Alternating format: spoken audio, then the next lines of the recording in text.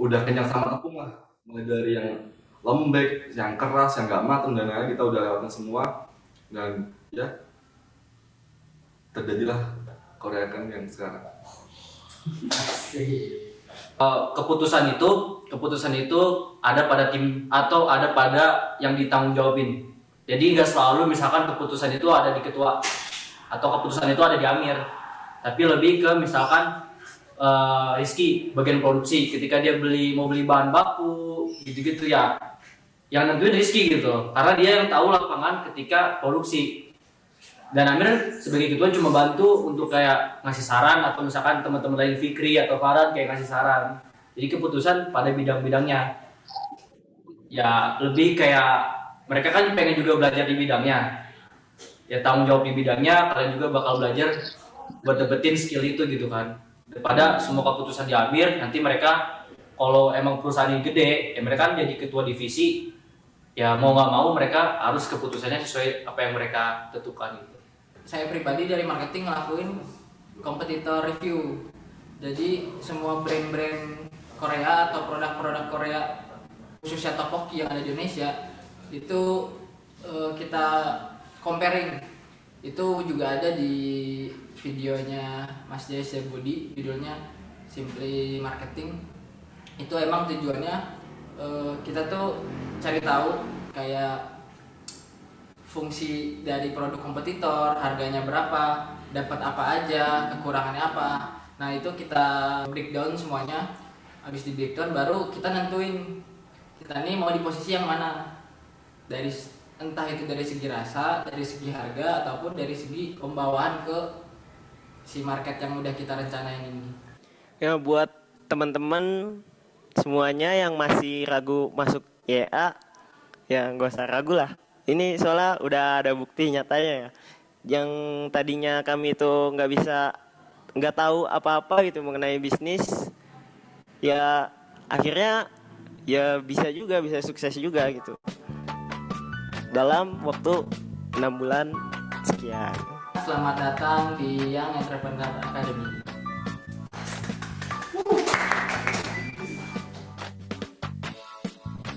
Jadi citranya menang. Oke, halo, assalamualaikum warahmatullahi wabarakatuh. Teman-teman yang ada di rumah bisa mendengar suara saya dengan baik? Boleh di-unmute dulu, kita ngobrol-ngobrol sebentar ya. Sebelumnya kami ucapkan terima kasih kepada teman-teman yang telah hadir secara on time pada malam hari ini, dan saya harap teman-teman yang sudah hadir berkenan untuk menyalakan kameranya agar saya juga dapat ngobrol, berbincang langsung sama teman-teman face to face nih ya. Di sini udah ada Mas Septian Dwi Utomo yang udah unmute. Silakan Mas, dinyalakan dulu kameranya. Oke, terima kasih untuk Mbak Anissa Nurul Azizah yang sudah berkenan untuk menyalakan kamera. Semoga sehat dan bahagia selalu Mbak Anissa. Oke, buat teman-teman yang lain juga masih ditunggu ya. Oke, sekarang sudah ada Mas Muhammad Hanif yang sudah menyalakan kameranya sambil ngebenerin rambut ya Mas Hanif ya. Kenapa Mbak Anissa? Oke, Mbak Anissa kayaknya ke unmute ya barusan ya. Oke, di sini juga ada Mas Suko Supriyono. Halo Mas Suko, apa kabar Mas Suko? Baik. Sehat ya? Sehat. Alhamdulillah. Oke, Mas Suko ini juga salah satu alumni dari YA Indonesia ya Mas ya. Walaupun jadi alumni tapi juga masih mau belajar, Masya Allah. Dan sekarang juga Mas Suko lagi menjalankan bisnisnya kalau nggak salah susu apa Bolang Jaya. Kok ketawa? Oke, nggak apa-apa Mas. Kita justru doain loh. Semoga bisnisnya makin berkembang, sukses selalu ya Mas ya. Ya, makasih Mbak. Di sini juga ada Mas Septian Dwi Utomo. Mas Septian, gimana kabarnya? Sehat Mas Septian? Alhamdulillah sehat. Alhamdulillah. Mas Septian online dari mana Mas kalau boleh tahu? Di rumah sih. Rumah daerah mana Mas? Cibinong, Bogor. Oh, di Bogor. Oke, semoga Bogor selalu dalam keadaan aman ya Mas Septian ya. Amin. Oke, terima kasih Mas Septian. Oke, di sini ada Mas Zaki Ramadan, Mas Novrian Dwi, ada Mas Akmal Dwi Prasetyo juga yang sudah berkenan untuk menyalakan kameranya. Dan sekali lagi izinkanlah Via untuk mengingatkan kepada teman-teman yang lain yang belum on kameranya, dimohon untuk segera menyalakan kamera ya, karena acara akan secara resmi dimulai. Terima kasih kepada Mbak Tauzi Hanifah, ada Mas Dani Muhtadin, ada Mas Akim Fauzan, ada Mas Radi Jalalu. Wah, ini kayaknya mahasiswa ya. Ini NIM-nya bukan nih 21220063 nih. Oke, Mas Radi bisa ngobrol sebentar dengan saya di sini? Iya, Mas Radi, bagaimana kabarnya Mas Radi, sehat? alhamdulillah sehat. Alhamdulillah. Mas Radi, kenapa mukanya nggak ditampilkan? Kenapa, Mas? Like. Nggak, oke, boleh dicari cahayanya yang paling terang benderang biar Mas Radi terlihat shining, shimmering, splendid ya. Oke, terima kasih banyak Mas Radi karena sudah berkenan untuk menyalakan kamera. Dan sekali lagi, saya ingatkan kepada teman-teman yang belum menyalakan kameranya, dimohon untuk segera menyalakan kamera karena acara akan segera dimulai secara resmi. Dan menyalakan kamera merupakan salah satu bentuk apresiasi dan juga salah satu bentuk adab untuk menuntut ilmu ya, teman-teman. Oke, sekarang nih zaman-zaman virtual, jadi kalau on kamera itu hukumnya wajib ya. Kalau enggak, dosa soalnya. Oke, aku pengen ngobrol sama siapa ya kira-kira ya?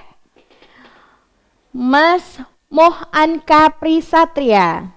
Ini panggilnya siapa nih, Mas Anka? Anka, Mbak. Oke, Mas Anka, gimana kabarnya, sehat Mas Anka? Alhamdulillahirabbil alamin. Alhamdulillah, semoga senantiasa dalam keadaan baik ya Mas Anka ya. Amin. Oke, kalau dari Mas Anka sendiri, kenapa pengen join di acara YA Talk ini, Mas? Apa yang diharapkan oleh Mas Anka? Pengen cari ilmu yang lebih lagi lah dari. Oke, pengen cari ilmu yang lebih-lebih lagi. Saat ini sudah menjalankan bisnis atau gimana, Mas? Sudah, Mbak. Udah, di bidang apa, Mas, kalau boleh tahu? Konveksi sama mau mencoba kuliner. Oke, berarti pas banget ya Mas ya untuk belajar kuliner saat ini karena nanti alhamdulillah nih kali ini kita kedatangan tamu pebisnis juga khususnya di bidang kuliner selama lebih kurang 7 tahun ke belakang beliau sudah berkutik di dunia kuliner. Jadi Mas Anka silakan kalau pengen tanya-tanya lebih lanjut mengenai bisnis dunia kuliner langsung aja nanti langsung tanyakan ke pembicara kita ya Mas ya. Makasih Mbak. Oke, terima kasih Mas Anka. Semoga sehat dan bahagia selalu. Oke, buat teman-teman yang lain sudah on cam semua kah? Oke, masih banyak yang belum ya, tapi nggak apa-apa. Semoga kami berharap, dengan amat sangat berharap, teman-teman segera menyalakan kameranya masing-masing. Karena sekali lagi, menyalakan kamera merupakan salah satu bentuk apresiasi kepada teman-teman yang sudah menyediakan acara ini dan tentunya kepada pembicara kita. Oke, teman-teman, tanpa berlama-lama lagi, izinkanlah saya untuk membuka acara ini dengan Bismillahirrahmanirrahim. Assalamualaikum warahmatullahi wabarakatuh. Waalaikumsalam warahmatullahi wabarakatuh. Oke, selamat malam teman-teman semuanya. Waalaikumsalam warahmatullahi wabarakatuh. Oke, luar biasa. Saya senang banget nih teman-teman pada antusias buat ngejawab salam. Semoga teman-teman yang udah ngejawab salam bisa mendapatkan ilmunya dengan sangat baik pada malam hari ini dan tentunya dapat menerapkan ilmunya untuk di lain kesempatan. Amin, amin ya rabbal alamin. Sebelumnya, perkenalkan nama saya Safia Pramudani. Teman-teman bisa memanggil saya dengan sebutan Safia atau Via. Dan alhamdulillah kali ini Via diberikan kesempatan untuk memandu jalannya acara. Dan topik menarik yang akan kita bahas kali ini adalah bertajuk membangun bisnis kuliner dari gerobakan sampai buka cabang. Oke, baik teman-teman, seperti yang sudah tertera di layar dan juga sebagaimana yang sudah tertera di berbagai sosial media YA Indonesia, kali ini kita akan membahas topik dengan judul Membangun Bisnis Kuliner dari Gerobakan Sampai Buka Cabang bersama salah satu pebisnis muda yang masih bisa dikatakan muda lah ya, karena umurnya masih 27-28 tahun lah. Dan beliau ini alhamdulillah sudah mempunyai satu putri yang lucu banget dan tentunya alhamdulillah satu istri cukup ya Mas ya. Cukup, insya Allah katanya. Dan beliau ini merupakan owner dari Roti Bakar Panjo. Teman-teman di sini ada yang belum tahu Roti Bakar Panjo itu seperti apa? Cung, yang belum tahu boleh nanti dikirimin langsung sama Mas Panji ke rumahnya. Belum. Rugi ya habis itu ya Mas Panji. Oke, boleh nanti akan disampaikan lebih lanjut oleh Mas Panji nih seperti apa sih Roti Bakar Panjo itu. Dan Mas Panji ini merupakan salah satu alumni dari YEA Indonesia reguler, khususnya batch 25, betul Mas? Oke, tanpa berlama-lama lagi kita panggilkan, ini dia Mas Yasmi Panji Nugroho. Silakan Mas.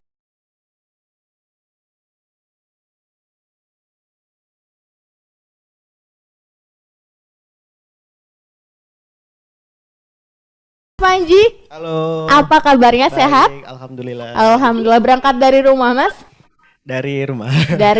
Tadi katanya habis belanja. Enggak, bukan belanja, habis Nganter ngedrop barang aja sih Oh tadi. iya, oke. Teh Erna, Deyuka sehat ya? Alhamdulillah sehat semua. Walafiat. Alhamdulillah. Aman sentosa. Alhamdulillah. Oke, ini dia teman-teman sudah bersama dengan kita di sini ada Mas Yasmi Panji Nugroho. Teman-teman bisa manggil dengan sebutan Mas Panji ya? Atau Bang Panji nih? Mas aja. Mas aja karena Jawa. Orang Jawa. Jawa. Orang Oke Jawa. teman-teman, Mas Panji ini owner dari Roti Bakar Panjo. Dan sebelumnya Mas, izinkanlah Via untuk mengucapkan terima kasih dulu nih ke Mas Panji karena sudah berkenan untuk meluangkan waktunya selama lebih kurang 1,5 jam ke depan untuk mengulik proses perjalanan Mas Panji khususnya di bidang kuliner bisnisnya ya Mas ya. Oke, teman-teman. Alhamdulillah untuk acara ini terdiri dari beberapa sesi. Izinkanlah Via untuk menjelaskan sesi-sesi tersebut. Yang pertama adalah sesi penyampaian materi langsung oleh Mas Yasmi Panji Nugroho. Kemudian dilanjutkan dengan sesi tanya jawab. Untuk tanya jawab terdiri dari 2 sesi. Sesi yang pertama adalah tanya jawab yang dilakukan antara Via bersama Mas Panji. Oke, kemudian sesi yang kedua adalah sesi tanya jawab yang dilaksanakan oleh teman-teman dan Mas Panji selaku pemateri kita pada malam hari ini. Jadi teman-teman yang punya banyak pertanyaan silakan aja langsung bombardir Mas Panji ya, biar dijawab langsung oleh Mas Panji di sini. Oke, baik, tanpa berlama-lama lagi, kayaknya Mas Panji juga udah siap banget nih sama materinya. Silakan Mas Panji, kepada Mas Panji kami persilakan. Oke, baik. Terima kasih Mbak Via. Bismillahirrahmanirrahim. Assalamualaikum warahmatullahi wabarakatuh. Waalaikumsalam warahmatullahi Aduh, anakku nonton ternyata. Oh iya, Dedek Yuka. Oke, sebelumnya izinkan saya untuk berbagi. Jadi mungkin ini bukan berarti berbagi ini saya udah jago banget, udah omsetnya udah gede banget. Mungkin di sini ada teman-teman yang omsetnya lebih besar juga daripada saya. Cuman di sini saya hanya ingin berbagi, siapa tahu ada manfaat atau ada yang bisa diambil dari apa yang saya bagikan hari ini. Oke, udah masuk materi ya? Oke. Oke, sebelumnya perkenalkan nama saya Yasmi Panji Nugroho, biasa dipanggil Panji. Saya CEO apa sih? Chief Everything Officer Roti Bakar Panjo ya. Jadi saya bisnis mungkin dari 2000 berapa ya? 2012. Jadi lulus pas yang lain lagi pada sibuk ujian nasional, saya udah mulai jualan pada saat itu. Terus lanjut kuliah pernah kuliah di Jakarta. Alhamdulillah sampai semester 5, habis itu OD, bukan DO ya, tapi OD, out duluan. Jadi keluar sebelum waktunya. Terus akhirnya 2015 ya kalau nggak salah, 2015 saya hijrah ke Bandung. Masuk YEA angkatan 25 sampai sekarang saya stay dan tinggal di Bandung. Oke, mungkin saya mengawali dengan bisnis yang pernah saya jalanin dulu. Jadi Ini mungkin 3 bisnis terakhir yang pernah saya jalanin, sebelum-sebelumnya udah ada. Jadi yang pertama itu ada Ropang Mas Bro. Sebelumnya kalau kita tarik lagi ke belakang itu saya juga pernah jualan yang namanya binder, atau apa sih buku yang ceklek-ceklek itu ya disebutnya. Jadi binder, terus itu bertahan mungkin sekitar pokoknya 6 bulanan lah kalau nggak salah, 6 bulanan tutup. Terus saya hijrah ke Jakarta, buka gulai kambing, hanya bertahan 1 bulan, almarhum. Terus lanjut saya buka karena masih ada aset-asetnya gulai kambing pada satu, barulah kita buka yang namanya Ropang Mas Bro. Jadi sebenarnya ini kalau di orang Jakarta udah banyak yang tahu ya namanya Ropang, ya roti panggang, jualannya nggak akan jauh-jauh Indomie, kopi, susu kayak gitu-gitulah. Nah kalau di Jawa, di Semarang atau di Jogja itu mungkin ada yang namanya burjo. Nah cuman ini versi kaki limanya, jadi nggak ada rukonya gitu loh. Nah setelah ini cukup lama, pada saat itu sekitar 2013 sampai 2015. Terus akhirnya saya hentikan atau ditutup karena waktu itu saya mau belajar dulu di Young Entrepreneur Academy. Nah, setelah masuk barulah saya buka yang namanya Marmelo Ice Cream. Apa itu Marmelo Ice Cream? Nah, nanti mungkin di slide selanjutnya. Setelah Marmelo baru masuk ke roti bakar Panjo. Nah, kalau yang belum tahu, ini yang Marmelo es krim. Jadi dia es krim yang dibalut oleh marshmallow. Jadi dalamnya es krim, luarnya ada marshmallow. BTW ini suaranya keluar ya, suara videonya. Ya, jadi es krim yang dibalut oleh marshmallow, terus dibakar. Jadilah marshmallow es krim, atau kita punya brand namanya Marmelo. Nah, Marmelo ini dulu diawali dengan modal yang cukup minimalis sebenarnya, karena kita mulainya dari event.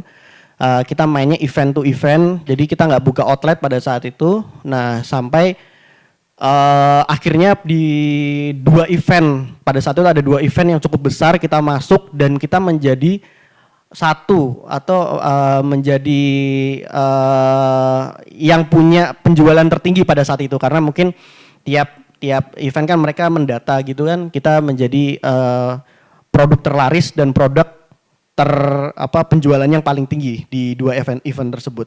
Nah dari event tersini alhamdulillah ternyata banyak yang berdatangan tuh untuk buka cabang atau buka kemitraan pada saat itu. Nah, alhamdulillah Marmelo pada saat itu membuka peluang kemitraan dan yang mendaftar pada saat itu ada sekitar 500 orang untuk menjadi mitra Marmelo. Nah, teman karena kemampuan kita belum sanggup untuk menggarap 500 pasar tersebut, kita hanya menerima pada saat itu di 20 kota besar yang ada di Indonesia.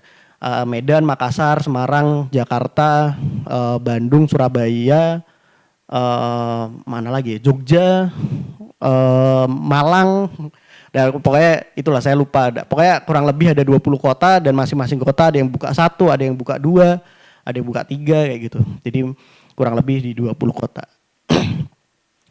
Oke. Nah, sampai akhirnya karena cukup hype dan kita menjadi pelopor juga, menjadi pelopor marshmallow es krim pertama di Indonesia, banyak juga akhirnya pada saat itu media yang berdatangan, sampai waktu itu diundang juga sama Om Deddy. Jadi kalau orang-orang sekarang rame pernah diundang sama Om Deddy, saya juga dulu udah pernah. Jadi udah pernah ngerasain ngobrol sama Om Deddy, kan katanya achievement katanya. Nah gitu, jadi diundang di Hitam Putih, terus masuk beberapa media nasional, media digital juga cukup banyak yang nggak bisa ditaruh satu-satu di sini. Nah, inilah cerita Marmelo yang buka sekitar 2016 sampai 2019. Nah, sampai akhirnya 2019 saya memutuskan untuk menutup Marmelo es krim. Bukan karena rugi, melainkan ditutup karena dalam kondisi masih menguntungkan. Nah, sayangnya memang dengan achievement atau pencapaian cabang yang cukup banyak pada saat itu, ya ternyata tidak seindah yang dilihat gitu loh. Nah, banyak banget. Nah, sebenarnya kita mungkin harus flashback lagi ke belakang. Sebenarnya kita bisnis itu buat apa sih, kan pertanyaannya kayak gitu. Nah, sebenarnya dalam kondisi perusahaan pusat yang dimaksud ya, itu sebenarnya Marmelo itu sebenarnya masih dalam kondisi untung, sangat untung, bahkan ya tiap bulan juga masih menghidupi kita sebenarnya. Nah, cuman yang jadi masalah, apakah mitra-mitra kita itu untung atau enggak? Nah, ini jadi pertanyaan. Nah, ternyata realitanya dari 20 kota itu yang berhasil untung mungkin cuman ada nggak lebih dari 5, mungkin 5 aja itu udah kempot-kempotan itu. Jadi kayak ada yang untung, ada yang cuman balik modal di bulan itu, ada yang memang udah rugi, udah ada yang bahkan ya tiap bulan nombok terus karena kontrak sama tempatnya mungkin 1 tahun gitu. Nah, ini yang membuat akhirnya wah, saya menyimpulkan ternyata cabang banyak itu bukan prestasi gitu loh. Tapi seharusnya ya kita bisnis itu kan menjadi jembatan rezeki. Nah, ternyata ini menjadi jembatan masalah nih. udah mereka harus keluarin modal, mereka dapat masalah gitu loh. Nah itu balik lagi, ternyata saya menyimpulkan bahwa ternyata cabang banyak itu bukan prestasi, tapi bisnis yang sustain dan sehat itu mungkin jauh lebih baik ketimbang punya cabang yang banyak. Nah, akhirnya dari situlah kita memutuskan, sebenarnya saya waktu itu izin sama istri untuk menutup semua gerai. Jadi waktu itu masih ada sekitar 10 kalau nggak salah ya, sekitar 10-an gerai di seluruh Indonesia, dan kita coba hubungi satu-satu untuk memaksa tutup. Bahkan pada saat itu jika ada yang ingin resep Marmelo kita kasih pada saat itu. Nah, cuman ternyata akhirnya mereka juga give up juga, mereka juga welcome, menerima keputusan itu dengan baik. Akhirnya kita sepakat di tahun 2019 kita tutup total Marmelo. Jadi almarhum sekarang. Hanya tinggal kenangan. Oke. Nah, selanjutnya akhirnya 2019 itu kita buka yang namanya Roti Bakar Panjo. Nah, ini waktu itu saya juga sebenarnya sebenarnya saya sendiri nggak terlalu khawatir, karena kalau ditanya mulai dari nol juga sebenarnya nggak mulai dari nol. Nah, cuman pada saat itu memang kondisinya setelah menikah banget tuh. Jadi setelah menikah dan kita baru benar-benar membangun Roti Bakar ini hanya berdua aja. Waktu itu saya sama istri dan benar-benar cuman berdua. Jadi kadang istri itu masih ikut saya, ikut jaga juga, ikut ke lapangan, ketemu sama konsumen, bantu nyuci equipment barang-barang gitu. Kalau udah selesai terus dia nyuci, aku yang beresin perabotan yang lain kayak gitu. Jadi ya mungkin teman-teman yang di Bandung kenal mungkin tahulah proses untuk proses jualannya di awal seperti apa gitu. Nah, sekarang di kesempatan kali ini insya Allah saya bakal bahas bagaimana kenapa sih saya memilih Roti Bakar Panjo ketimbang Marmelo. Dan yang kedua, bagaimana sih strateginya Roti Bakar Panjo itu bisa bertahan sampai sekarang, bahkan pandemi pun pada saat itu kita masih dapat mendatangkan cukup banyak penjualan, walaupun memang ada penurunan tapi masih cenderung stabil sampai hari ini juga masih cukup stabil. Nah, tapi sebelum kita masuk ke materi, ada beberapa mindset yang mungkin perlu saya sampaikan, karena kalau saya nggak tahu di sini sudah berapa banyak teman-teman yang sudah berwirausaha atau yang mau usaha. Jadi kalau misalnya teman-teman ini berlaku untuk semua. Jadi kalau misalnya teman-teman mau udah usaha terus tiba-tiba kepikiran mau bisnis kuliner, atau mungkin teman-teman yang belum usaha sekalipun dan pengen bisnis kuliner, ada 3 poin yang perlu teman-teman perhatikan. Nah, ini saya sebut mindset sampah ya. Jadi mindset sampah ini karena disebutnya mindset sampah, jadi lebih baik dibuang di tempatnya yang benar. Jadi familiar gak dengan kalimat seperti ini? Misalnya bisnis kuliner mah gampang, gak ribet. Kalau nyari kalau nggak bisa masak tinggal cari chef aja gitu. Nah, ini bahaya banget nih kalau misalnya teman-teman dalam berbisnis kuliner itu punya pemikiran seperti ini sesat banget gitu loh. Maksudnya bukan sesat, nggak sesat banget sih. Maksudnya itu ada benernya, tapi bisnis kuliner bukan hanya masak. Bisnis kuliner bukan hanya masak, bukan hanya bikin produk. Ya, jadi waktu itu saya juga pernah dapat kesempatan untuk ngebantu seseorang dalam berinvestasi juga. Jadi dia didatangi seorang chef, katanya sih mengaku sebagai chef bintang 5. Terus dia datang ke tempatnya orang ini, terus saya diminta untuk meriset kira-kira ini sangat cocok apa enggak untuk dijalankan gitu loh.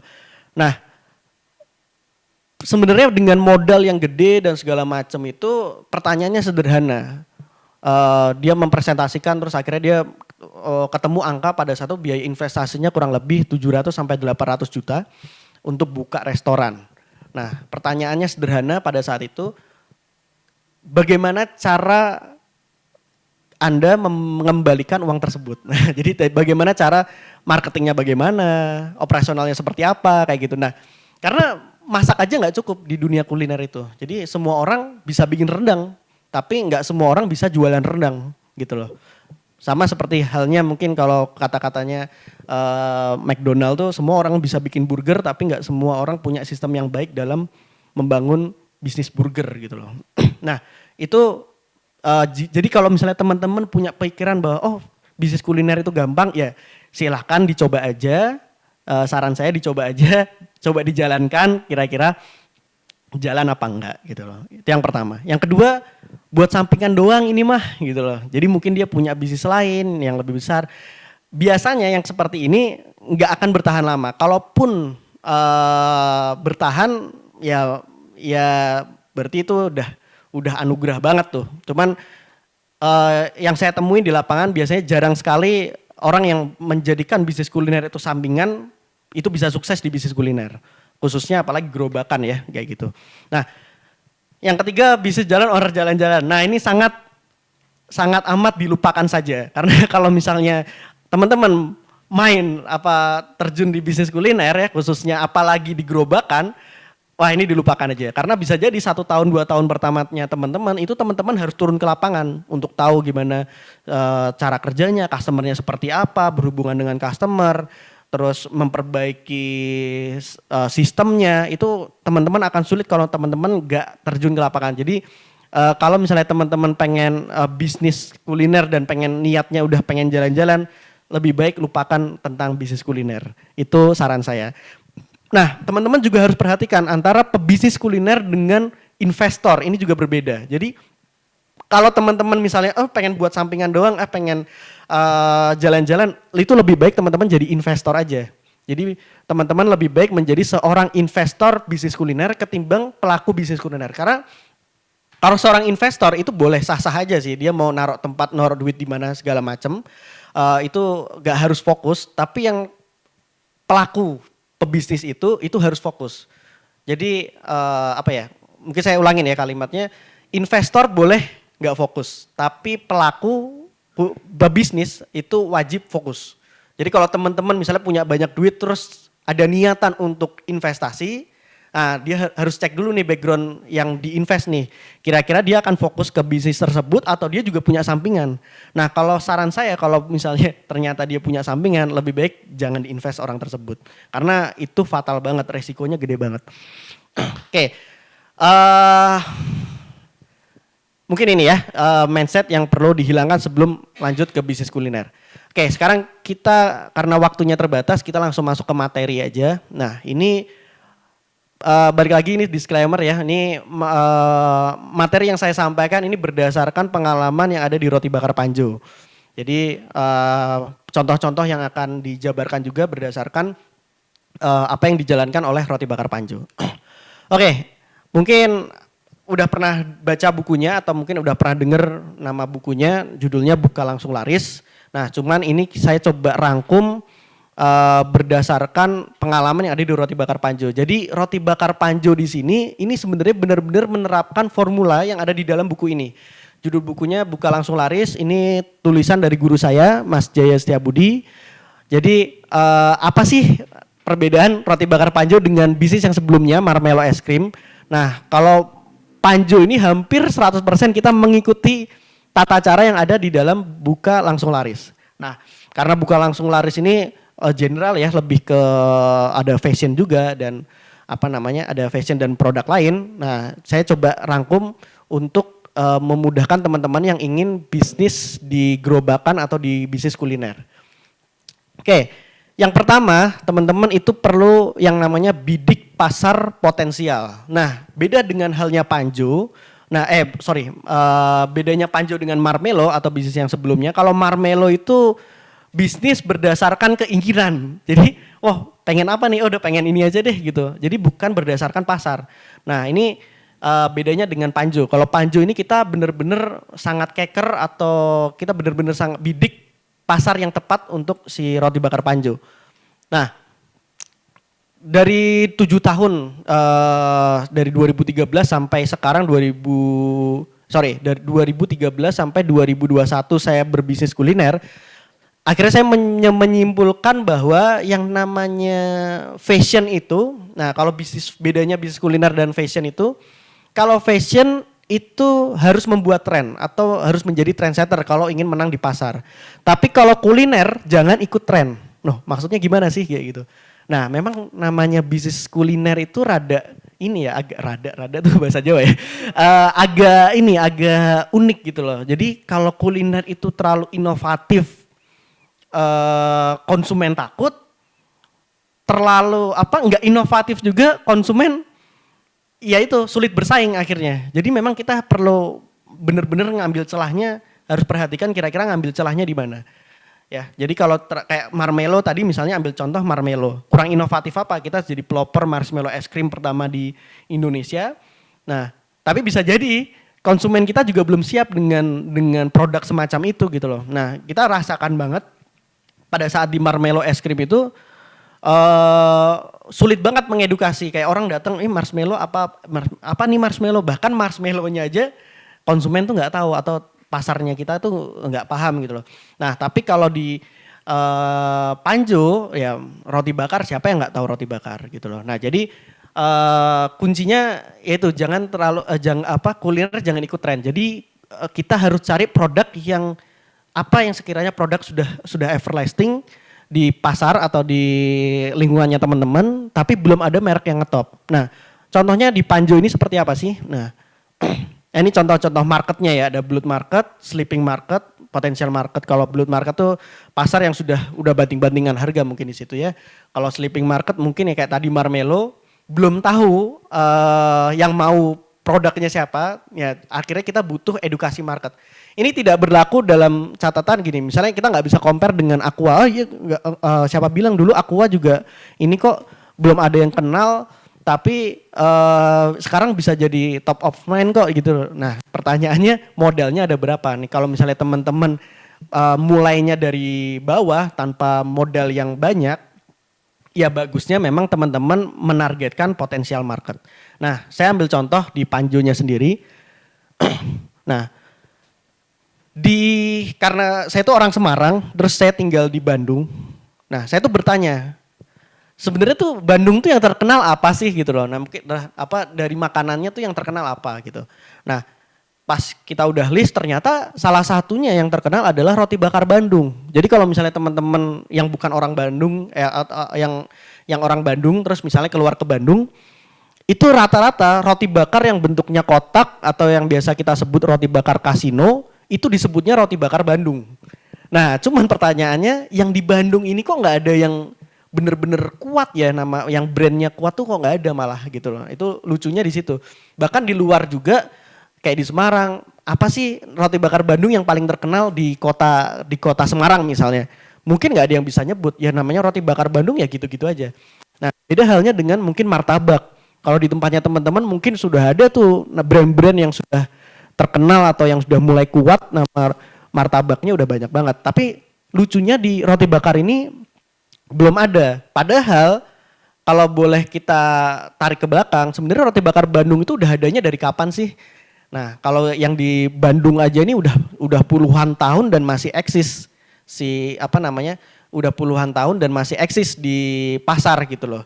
Nah, berarti kan sebenarnya roti bakar Badung ini sebenarnya produk yang sebenarnya everlasting gitu loh, tidak termakan oleh zaman atau waktu. Nah, tapi cuman sayangnya tidak ada brand yang kuat. Akhirnya, nah disinilah kita menentukan inilah potensial marketnya kita gitu. Banyak produk yang produknya sudah diketahui banyak pasar atau masyarakat udah tahu yang namanya roti bakar Badung, tapi belum ada brand yang kuat. Akhirnya Panjo masuk di situ. Nah,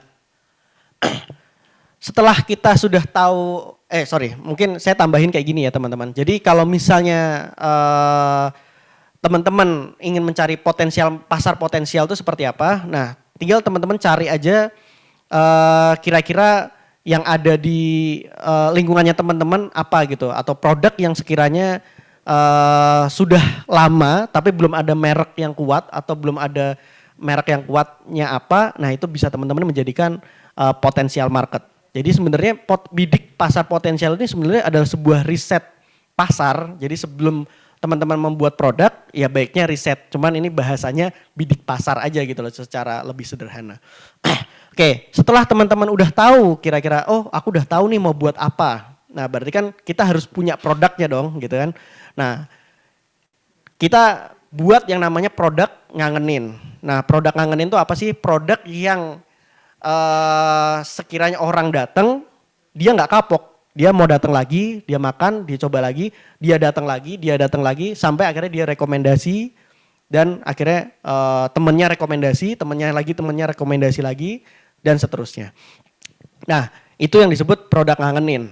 Nah, ada pun tahapan-tahapan dalam uji ngangenin. Nah, jadi produk ngangenin ada tesnya juga nih. Di tahapan uji ngangenin ini ada 3 fase sebenarnya. Ini saya singkat aja. Secara sederhana, jadi sebenarnya cuma 3 aja. Yang pertama teman-teman hanya perlu mencari contohnya atau cari contoh produknya seperti apa yang pengen teman-teman buat. Yang kedua tes pasar, yang ketiga evaluasi. Nah kalau misalnya tes pasar ternyata kurang manis, bikin manis, kurang empuk, bikin empuk, kurang garam, tambahin garamnya gitu. Nah jadi ini yang disebut namanya tes pasar gitu. Nah Panjo sendiri itu sebelum launching produk atau sebelum buka itu kita uji ngangeninnya itu sekitar 3 bulan sebelum buka dan 3 bulan setelah buka. Jadi kurang lebih 6 bulan baru akhirnya kita fokus ke kegiatan marketing. Jadi sebelum teman-teman melakukan kegiatan marketing yang gerilya, ada baiknya teman-teman harus uji dulu produknya. Uji dulu produknya apakah benar-benar produknya ngangenin atau enggak. Jadi percuma teman-teman nanti jualan kenceng, laris, rame, tapi kalau produknya nggak ngangenin, ya akhirnya nggak balik lagi customer. Nah, karena kan kalau goalnya dalam berbisnis kuliner ini kan sebenarnya goalnya adalah sustainable gitu loh. Orang udah datang, orang mau datang lagi, terus akhirnya dia merekomendasikan ke orang lain merekomendasikan lagi ke orang lain, dan sampai seterusnya gitu. Goalnya adalah sustain. Nah, ini tidak akan terjadi apabila produknya teman-teman nggak ngangenin. Makanya ini perlu yang namanya uji ngangenin. Saya ambil contoh, cari contoh sukses itu seperti apa sih maksudnya. Nah, Panjo itu, roti bakar Panjo itu pengen banget tuh punya roti yang empuk. Jadi kita waktu itu menemukan satu roti yang empuk, lembut, tapi kayak bolu, tapi itu bukan bolu, tapi itu roti. Gimana ya?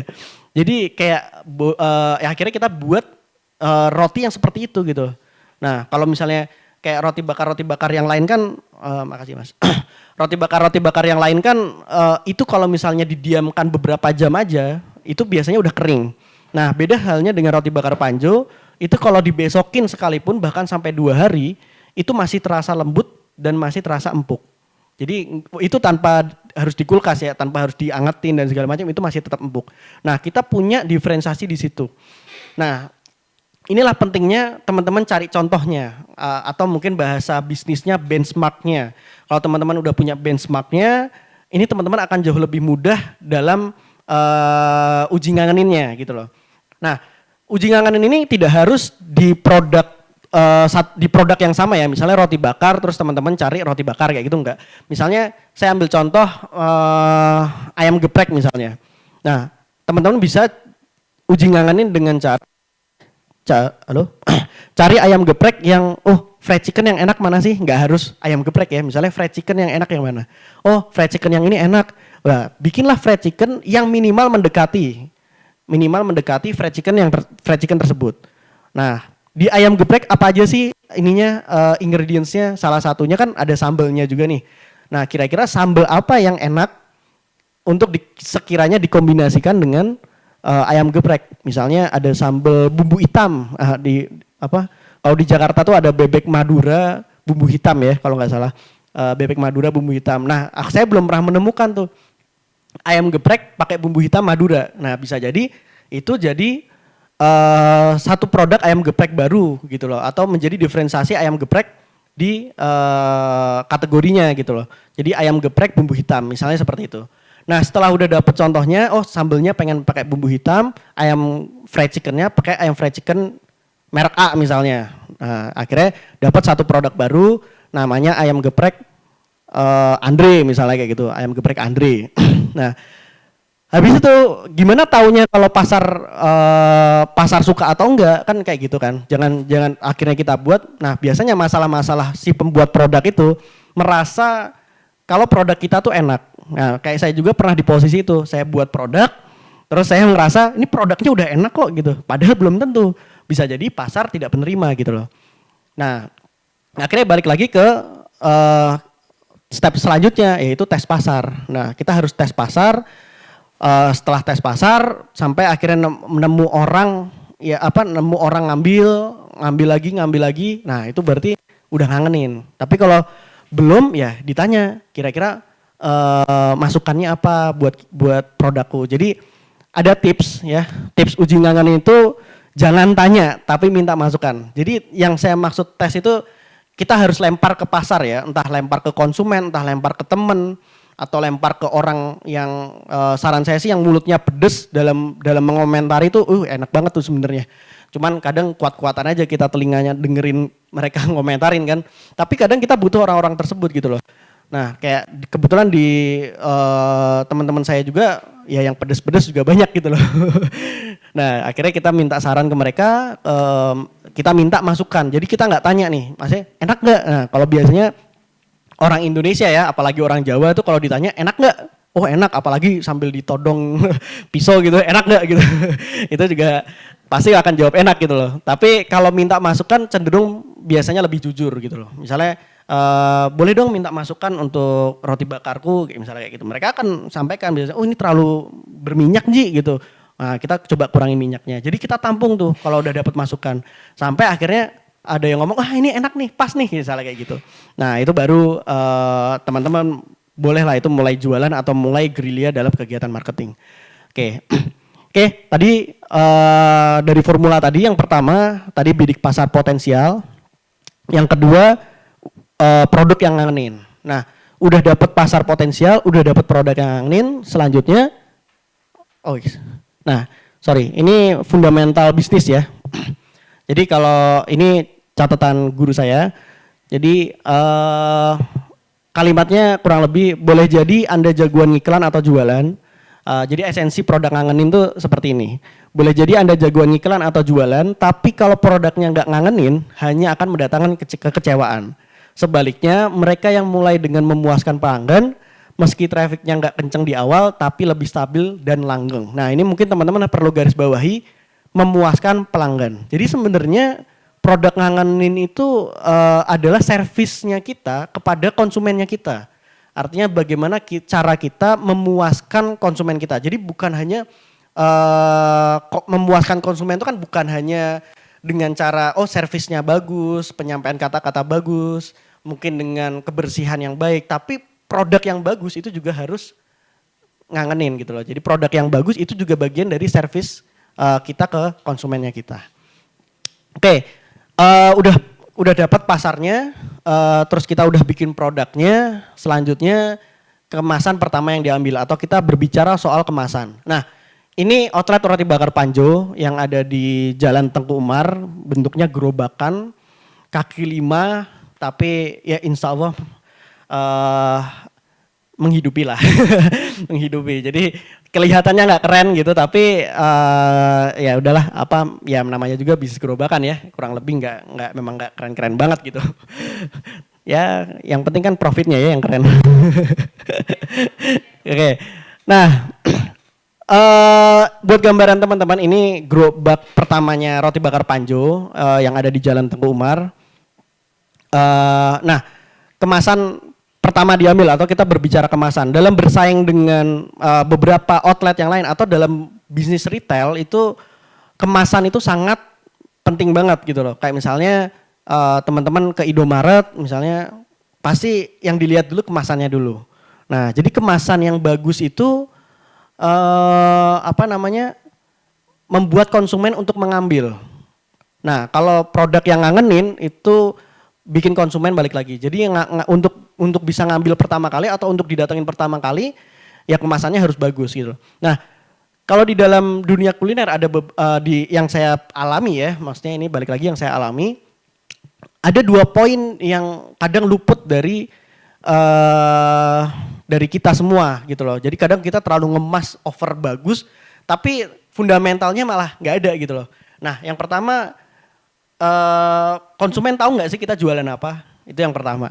Yang kedua, kayak gimana sih produknya? Nah, makanya di outlet Roti Bakar Panjo ini ada 2 poin ini kita sangat concern banget gitu loh. Termasuk di outlet selanjutnya nanti kita perlihatkan, ini juga kita terapkan.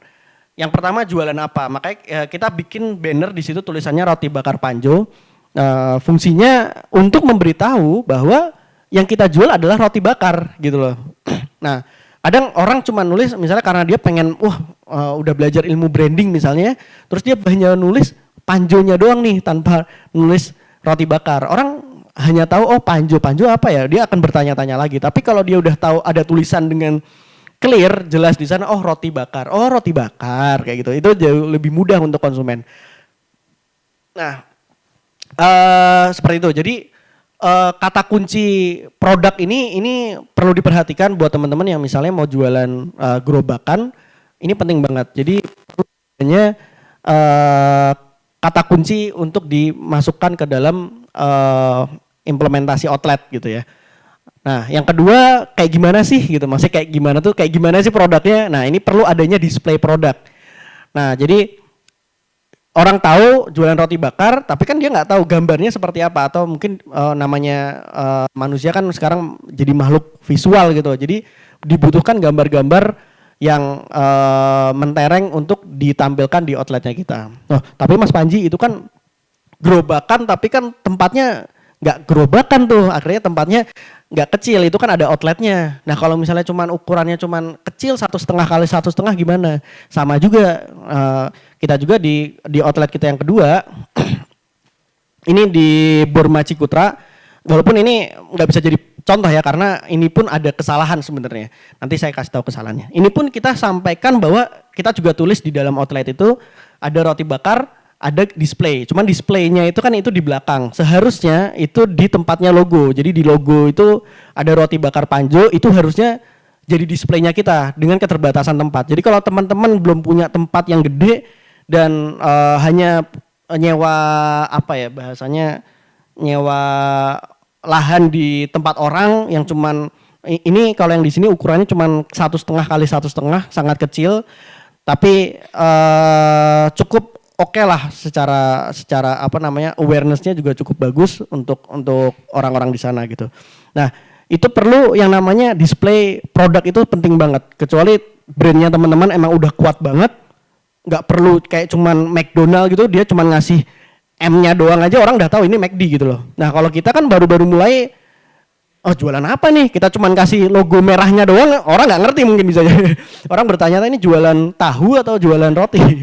Misalnya kayak gitu. Nah, jadi informasi produk itu penting banget dalam penerapan di outlet. Jadi kayak display gambar, terus nama produknya itu perlu disampaikan di dalam produk. Nah, tadi udah berbicara soal kemasan, kita udah dapat produknya, udah dapat potensial marketnya, udah dapat produknya juga. Terus kita sudah kemas outletnya yang harus baiknya sebenarnya seperti apa. Nah, ini saya akan berbicara selanjutnya tentang merek. Nah, ini logo. Jadi bagaimana kita membuat merek yang baik gitu loh. Nah, sepengalaman saya memang dalam membuat merek itu yang pertama nggak boleh pakai angka. Jadi misalnya roti bakar 88. Nah, ini akan sulit nih. Kalau teman-teman nanti mereknya udah mulai terkenal, tiba-tiba ada kompetitor masuk, ada yang bikin roti bakar 89, 87, 86, nah ini akan repot. Nah, makanya di sini kita pakai nama roti bakar Panjo. Jangan juga pakai singkatan, ya, itu juga repot nih. Kalau misalnya roti bakar apa ya? Roti bakar PNJ gitu. Nanti ada PNK, PNT gitu.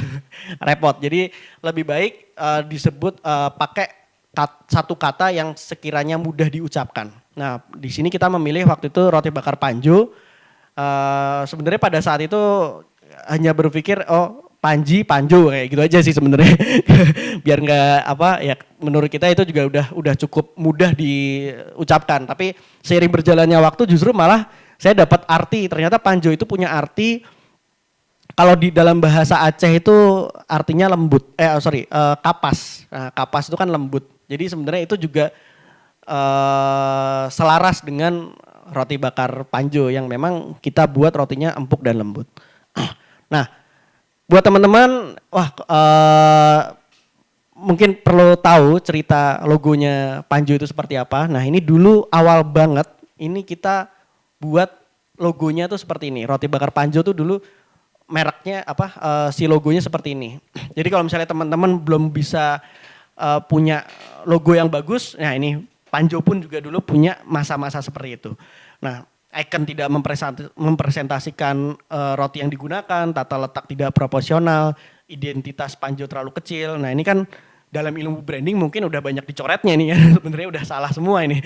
Nah tapi 1 tahun pertama kita menggunakan merek ini atau logo yang ini. Jadi kita juga tidak terlalu fokus ya. Balik lagi fokusnya kita adalah memuaskan pelanggannya kita gitu loh. Jadi dengan adanya konsumen yang datang, fokus kita adalah memaksimalkan apa yang ada gitu, konsumen-konsumen yang datang. Nah, tapi setelah 1 tahun seiring berjalan waktu kita pun perbaikin mereknya. Nah, jadi ini kita kerjasama dengan anak YA juga, kebetulan YA berapa ya? Pokoknya nama agensinya itu Visual Craft. Nah, ini kita logonya dibuatkan oleh Visual Craft. Dia buat, kita request dengan karakternya Panjo pada saat itu yang kita sudah tahu target pasarnya siapa. Akhirnya terciptalah merek roti bakar Panjo atau logo roti bakar Panjo yang baru. Dirancang oleh Visual Craft. Nah, ini dulu. Nah, jadi ada transformasi sebenarnya. Jadi yang dari awal sampai yang sekarang digunakan itu tidak semata-mata langsung instan. Jadi ada prosesnya juga.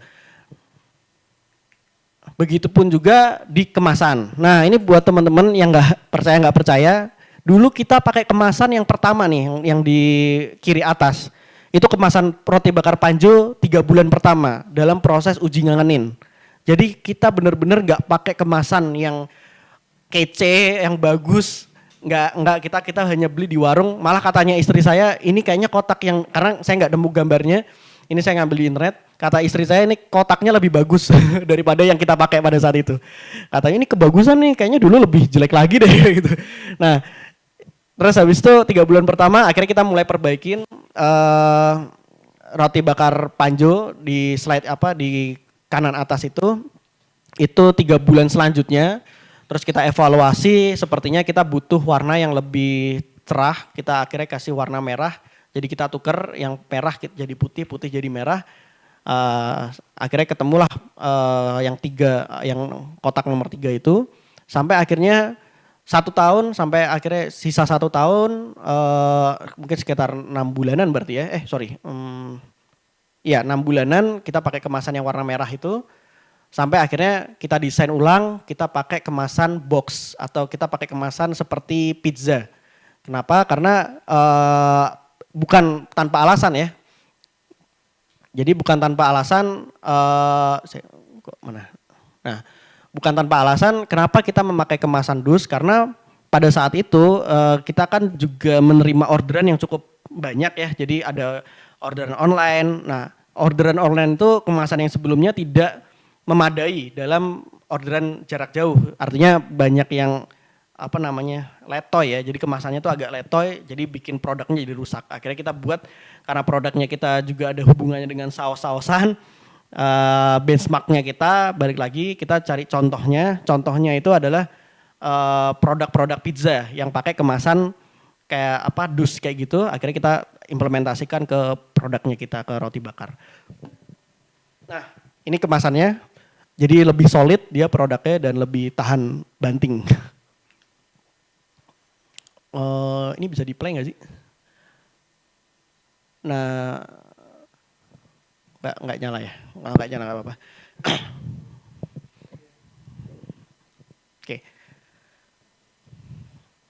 Oke, nggak apa-apa.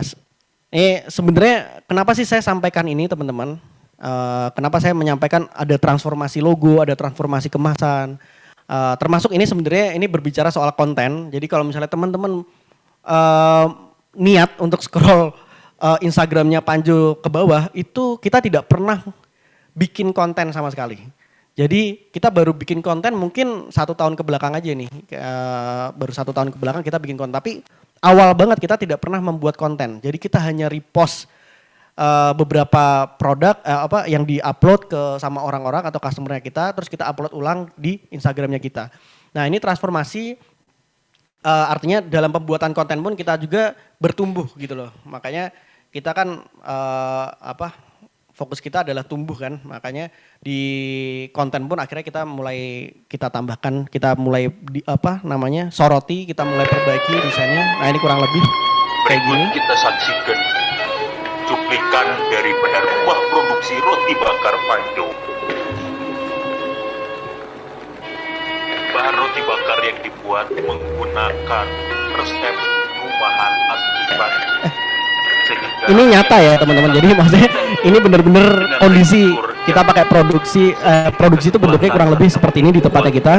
Jadi dengan peralatan yang memang sebenarnya seadanya, meja itu juga kita bukan pakai stainless, kita pakainya meja kayu tapi kita lapisin dengan plastik.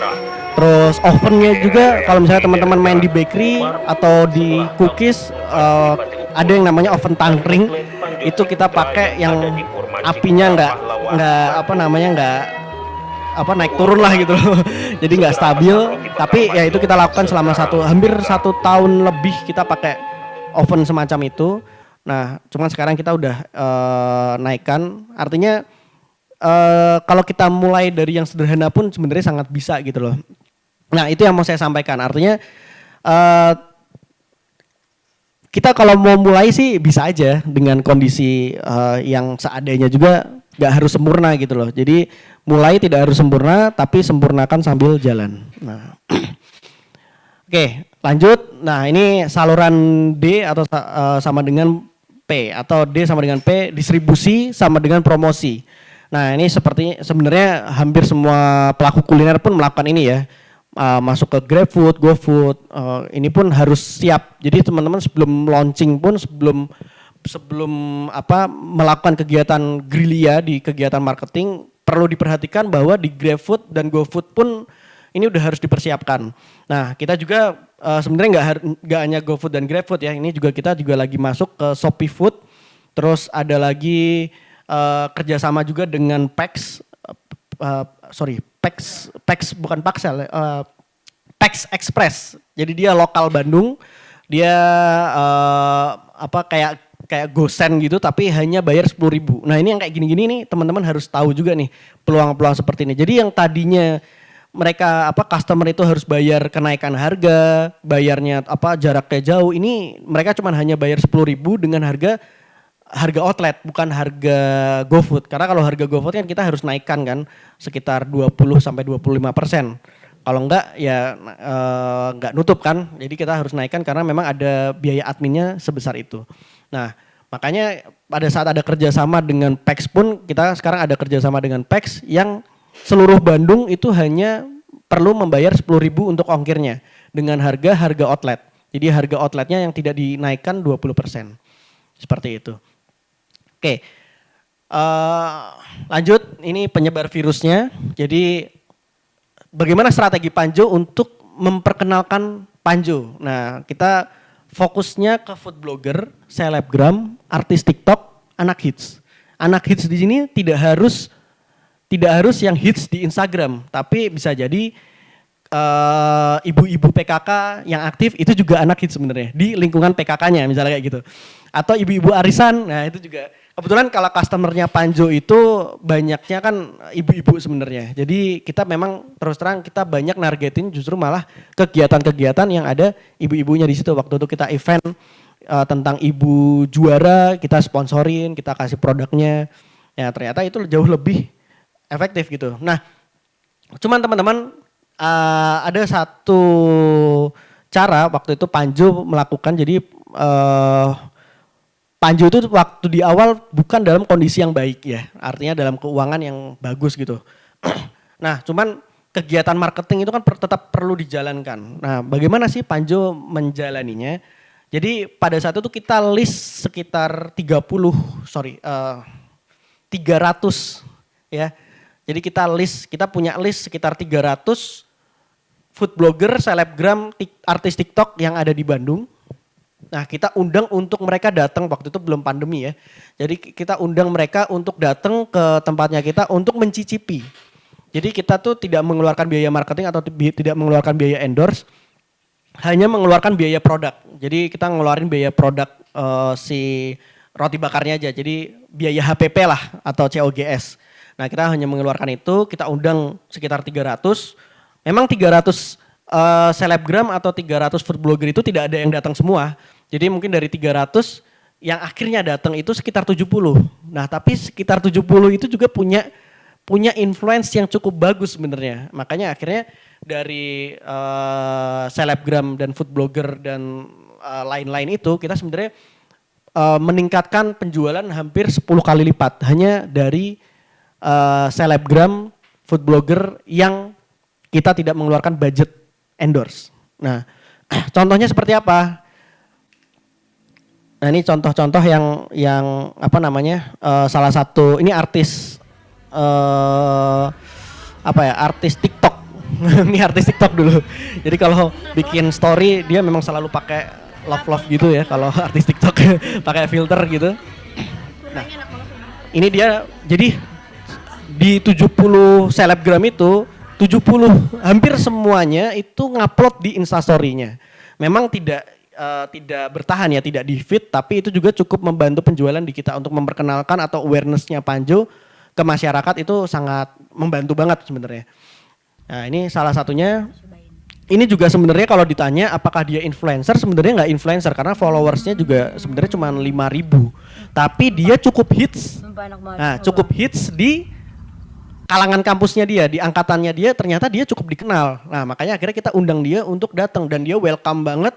Ya, biasanya kalau udah yang 300K kayak itu kan agak repot ya, memang undangnya agak susah, biasanya nggak mau gratisan, udah berbayar. Tapi kalau cuma 5.000, cuma 10.000, 20 itu masih bisa. Bahkan kita juga yang datang pun akhirnya yang 100K followers juga ada yang datang.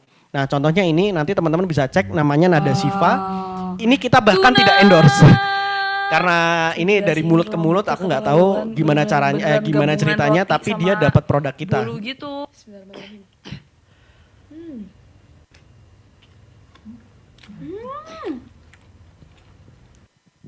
Nah, jadi si Nada Siva ini saya juga dapat kiriman dari teman waktu itu. Jadi ternyata Nada ini adalah salah satu selebgram yang sangat kritis dalam memilih makanan. Sampai dia punya list recommended atau mungkin dia sebutnya not approved. Nah, not approved itu memang makanan-makanan yang menurut dia enak. Jadi kalau yang nggak enak dia nggak akan masukkan di situ. Nah, kita sangat beruntung banget. Padahal ini juga kita tidak endorse. Bahkan dia pada saat itu dia mengomentari produk kita yang rasa coklat. Jadi menurut dia rasa coklatnya kurang gitu loh. Jadi menurut lidahnya dia kurang. Tapi ternyata yang tunanya itu membuat dia nggak nyesel lah gitu, nggak nyesel untuk beli yang rasa tuna. Nah, memang kita tidak bisa memuaskan konsumen dengan semua produk kita, cukup yang menurut kita kuat aja. Nah, ini salah satu yang akhirnya kita bangun relasinya sampai akhirnya dia nge-post roti bakar Panjo juga beberapa kali tanpa kita bayar. Jadi dia sangat sukarela memberikan apa namanya promote secara free di Instastory. Nah kayak gitu. Oke, ini salah satu contoh konten food blogger. Nah, kalau ini yang lagi hits namanya roti bakar Panjo. Di sini aku punya menu favorit yaitu roti bakar tuna mozzarella. Asli sih ini dari dunia ini kuliner banget Bandung buat ya. dicoba. Salah satu food blogger, bukan salah satu, food blogger terbesar di Bandung, dunia kuliner Bandung. Mungkin kalau orang Bandung teman-teman udah pada tahu food blogger terbesar di Bandung ya, DKB ini salah satunya.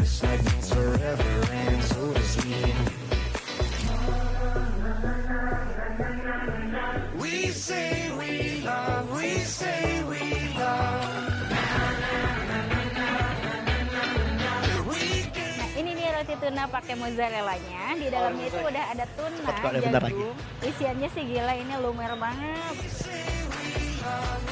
Rotinya empuk banget loh. Terus perpaduan dari tuna, jagung, dan sausnya ini enak banget loh. Salah satu yang wajib dicoba menurut aku varian yang tunanya. Nah, di dunia kuliner Bandung ini kayak yang pertama tadi, teman-teman bisa perhatikan caption yang di atas itu ada hashtag rekomendasi DKB.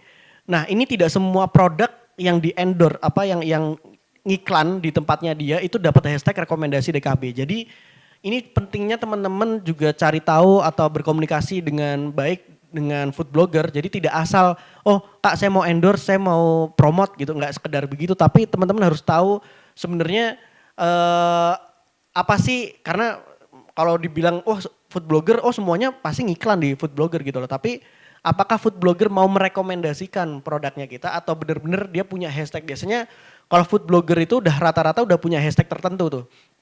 Nah salah satunya dunia kuliner Bandung, dia punya hashtag yang cukup bombastis, rekomendasi DKB. Nah padahal kalau udah ada kata rekomendasi, itu pasti diburu lah sama followersnya. Begitupun juga pada saat itu Panjo, setelah video ini naik, wah kita udah nggak kewalahan lah itu, udah nggak bingung udah berapa itu waktu itu penjualannya.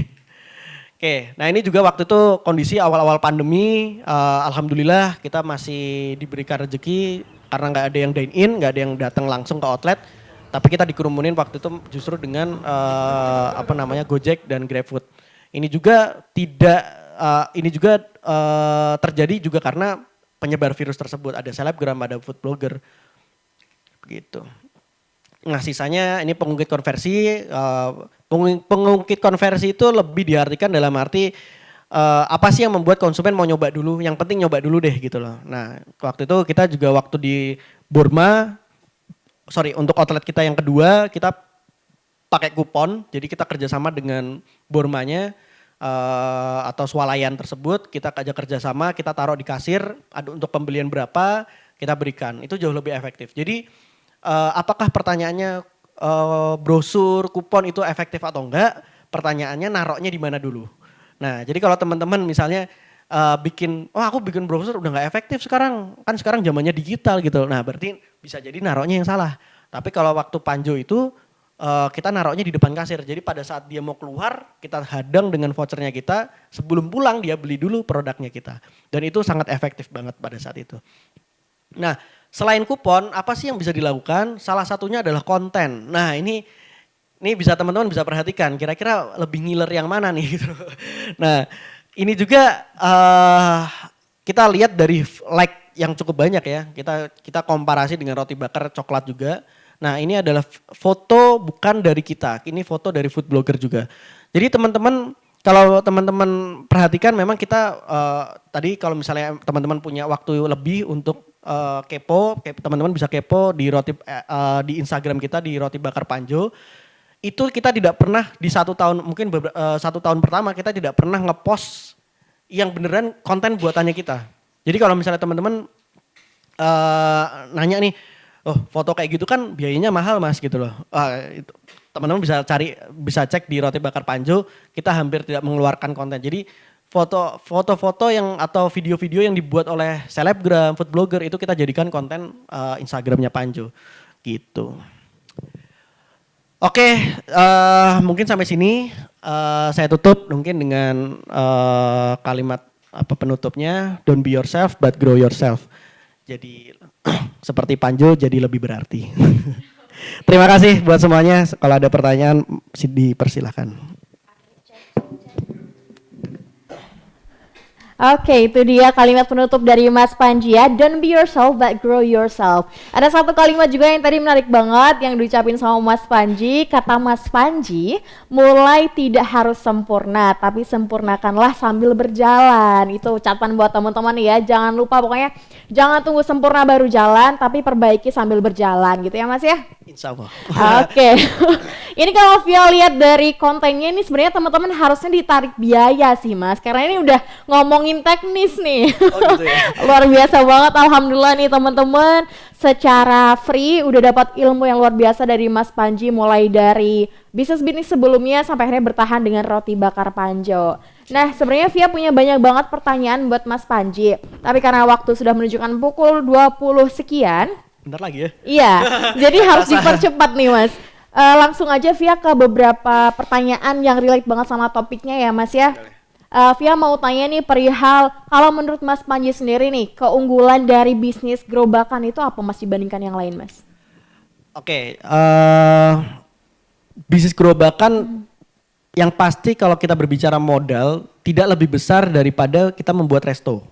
Jadi kalau kita membuat resto ya teman-teman bisa hitung sendiri, sewa ruko, terus belum meja, equipment yang lain, belum bahan bakunya, itu jauh lebih gede ya, secara modal ya. Tadi katanya ada yang 700-800 juta tadi ya Mas. Yes, itu padahal juga tempatnya biasa sebenarnya, tapi dia mintanya ya nggak tahu mungkin orangnya juga kali ya.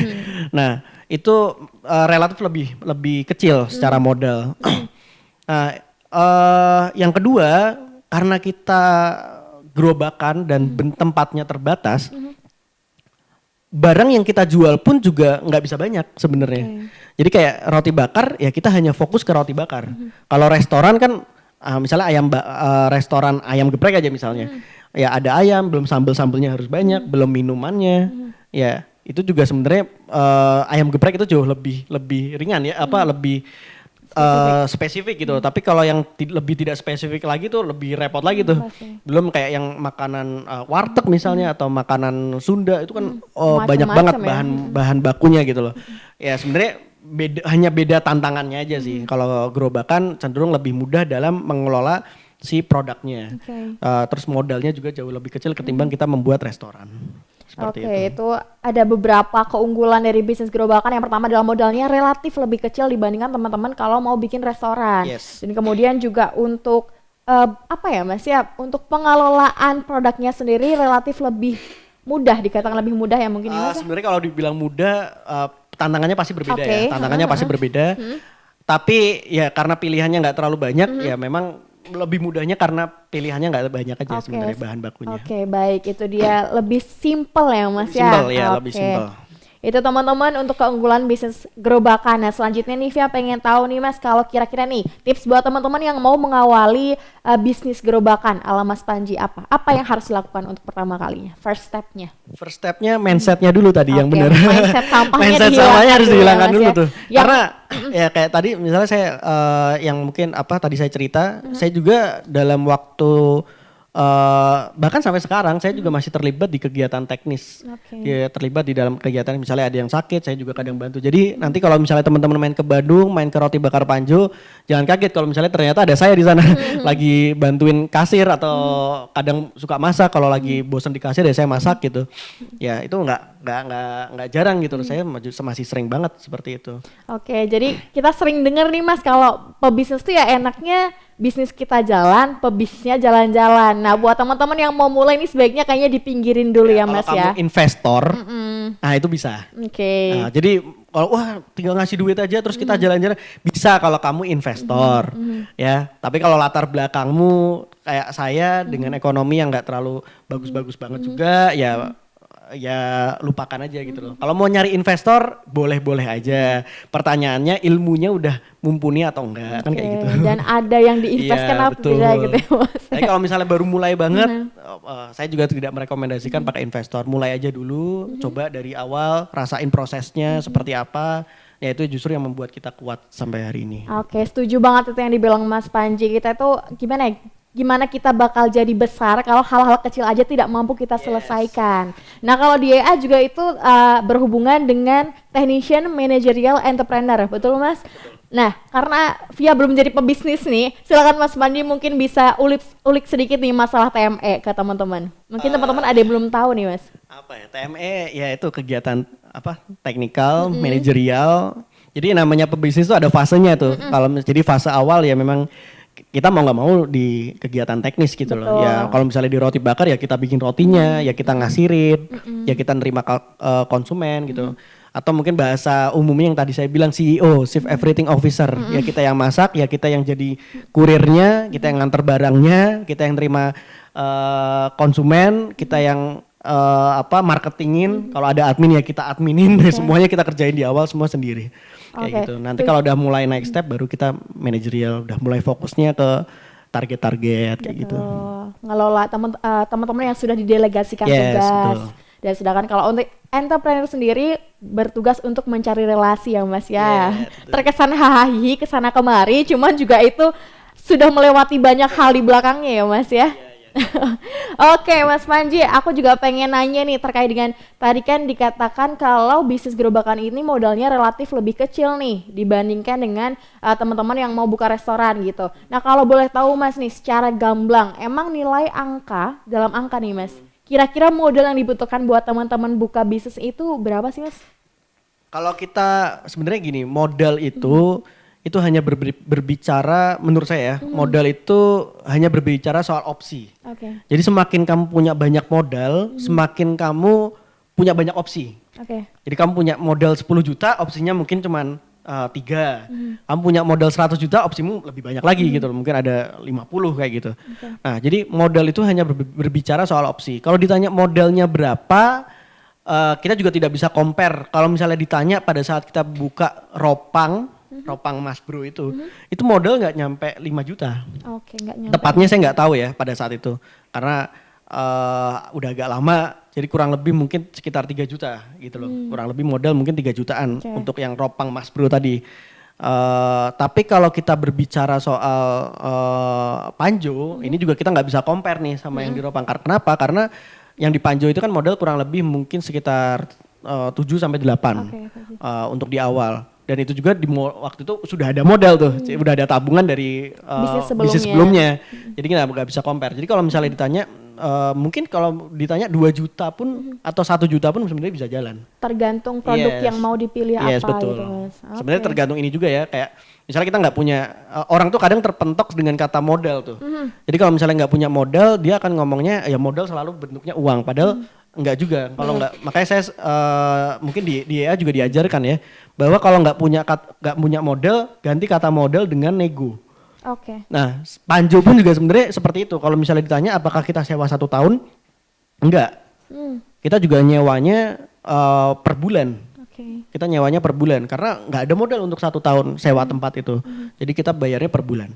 Nah, terus belum rumah produksi. Rumah produksi itu kan di tempat saya itu juga lumayan tuh biayanya. Itu kita dapat di tahun kedua sebenarnya. Di tahun kedua kita mulai pindah, dapat rumah produksi. Rumah produksi itu normalnya tuh itu harga 35 juta. Tapi kita bisa dapat harga di 20 dan kita kita nego. Agar 5 tahun jangan sampai dikasih ke orang gitu loh. Jadi kita negonya 5 tahun, nah tapi kita bayarnya per tahun. Kayak gitu. Dan itu bisa juga gitu kan kayak gitu. Jadi jangan terpatok dengan modal sih sebenarnya, angka modal. Jadi modal hanya opsi aja menurut saya. Itu dia jawaban mengenai modal ya Mas. Kalau kata Mas Panji, modal itu ya nggak, kalau dari nih hal yang Via tahu nih Mas. Kalau modal itu nggak cuma ngomongin masalah uang juga, modal itu bisa masalah relasi, kemudian juga masalah ide dan lain sebagainya. Jadi buat teman-teman yang masih ngerasa aku nggak punya modal nih, kayaknya harus memperbaiki mindsetnya lagi ya Mas Panji ya. Tadi juga kata Mas Panji, modal itu bisa diganti sama nego. Bahkan tadi rumah produksi yang dari 35 juta bisa jadi 20 juta dengan bermodalkan negosiasi. Boleh tuh kalau mau belajar nego langsung ke Mas Panji ya Mas ya. Enggak, saya juga masih belajar. Oke Mas, Via kayaknya masih punya waktu sekitar 5 menit nih sebelum akhirnya nanti dialihkan ke teman-teman. Via mau tanya satu hal lagi nih Mas. Kalau Via tertarik sama masalah tadi uji pasar. Tadi kan dikatakan Mas Panji bahwa roti Panjo sendiri tes pasarnya itu selama 3 bulan sebelum launching produk dan 3 bulan setelah, Mas. Dan itu kan pasti proses caranya tuh berbeda kan antara sebelum dan sesudah. Boleh Mas diceritain lebih detailnya? Soal uji ngangenin ya. Iya. Jadi sebenarnya kalau sebelum launching itu sudah pasti kita dari relasi ya, dari teman-teman. Jadi kita buat produk, kita tawarkan ke teman-teman, terus kita minta masukannya. Masukannya kurang apa? Oh kurang ini, kurang ini, kurang ini. Kita perbaikin, evaluasi, sampai akhirnya kita coba lagi ke orang yang sama. Nah ini udah agak mending nih, oke nih. Nah, ternyata semua sepakat, udah mulai sepakat. Nah kita mulai jualan. Nah pas mulai jualan juga kita tidak langsung, wah udah pede banget nih. Oh, bisa jadi lidahnya misalnya lidahnya Via dengan lidahnya target pasarnya Panjo, ternyata yang target pasar yang datang ibu-ibu nih gitu kan. Via lebih masih muda nih kan. Ternyata yang datang ibu-ibu nih. Nah ibu-ibu ternyata beda lagi nih rasanya. Nah pas dia nyoba, makanya itu pentingnya kita turun ke lapangan agar kita bisa berkomunikasi dengan mereka. Oke, langsung ke target langsung ke target pasarnya, kita bisa komunikasi, kita tanyakan dan segala macam. Akhirnya dia makan yang tadinya mau dibawa pulang karena ngobrol sama kita, dia makan di tempat. Akhirnya kita bisa gali tuh, oh kepengenannya ibu ini seperti apa sih gitu. Nah akhirnya kita dapat beberapa sampel sampai akhirnya kita nemu, ini pas nih gitu. Udah oke semuanya. Akhirnya kita mulai berani ngiklankan gitu loh, berani mulai kita keluarkan lah gitu loh. Sebelumnya sih ya kita fokusnya ke uji ngangenin dulu sampai produk ngangenin itu. Uji ngangenin dari Roti Panjo 3 bulan sebelum launching produk dan juga 3 bulan sesudah launching produk. Nah kalau buat teman-teman yang mau nih uji ngangenin, boleh kalau sebelum di launching itu ke teman-teman sekitar boleh, tapi kalau mau lebih valid, saya juga boleh. Ya boleh Saya yang juga boleh. berpengalaman ya di dunia kuliner ya Mas. Insya Allah. Tapi kalau yang asin-asin nggak bisa. Kalau yang asin-asin biasanya cenderung nggak valid. Kenapa gitu Mas? Ya nggak tahu sih, mulutnya memang cenderungnya lebih manis kan. Jadi kalau nyari bikin produk manis, insya Allah mulut saya masih valid lah. Nah roti Panjo ke teman-teman makanya ya Mas ya yang asin-asin ya? Iya yang asinnya. Nah itu dia. Tapi kayaknya kalau Via dengar-dengarin dari teman-teman fasilitator di YEA, kalau mau uji ngangenin sebelum launching produk itu lebih validnya ya ke ke orang lain yang benar-benar nggak ada relasi sama kita. Itu lebih bagus. Ya. Itu lebih bagus. Karena orang bakal lebih jujur. Kalau teman kan makanya jangan ditanya enak apa enggak. Nah kalau ditanya enak enggak, pasti akan jawab 100%. Aku yakin jawabnya enak. Kalau nggak enak yang enak. Itu Via banget. Kalau nggak enak, dia jawab nggak enak, kurang ajar banget. Udah dikasih makan, pasti ngomong nggak enak lagi gitu. Jadi boleh tuh buat teman-teman kalau emang mau uji ngangenin mungkin malah langsung aja turun ke lapangan nyari orang-orang yang memang sesuai sama target market teman-teman dan langsung nanya feedbacknya dari teman-teman ya Mas ya untuk apa ya saran perbaikannya dan lain sebagainya. Bisa seperti itu.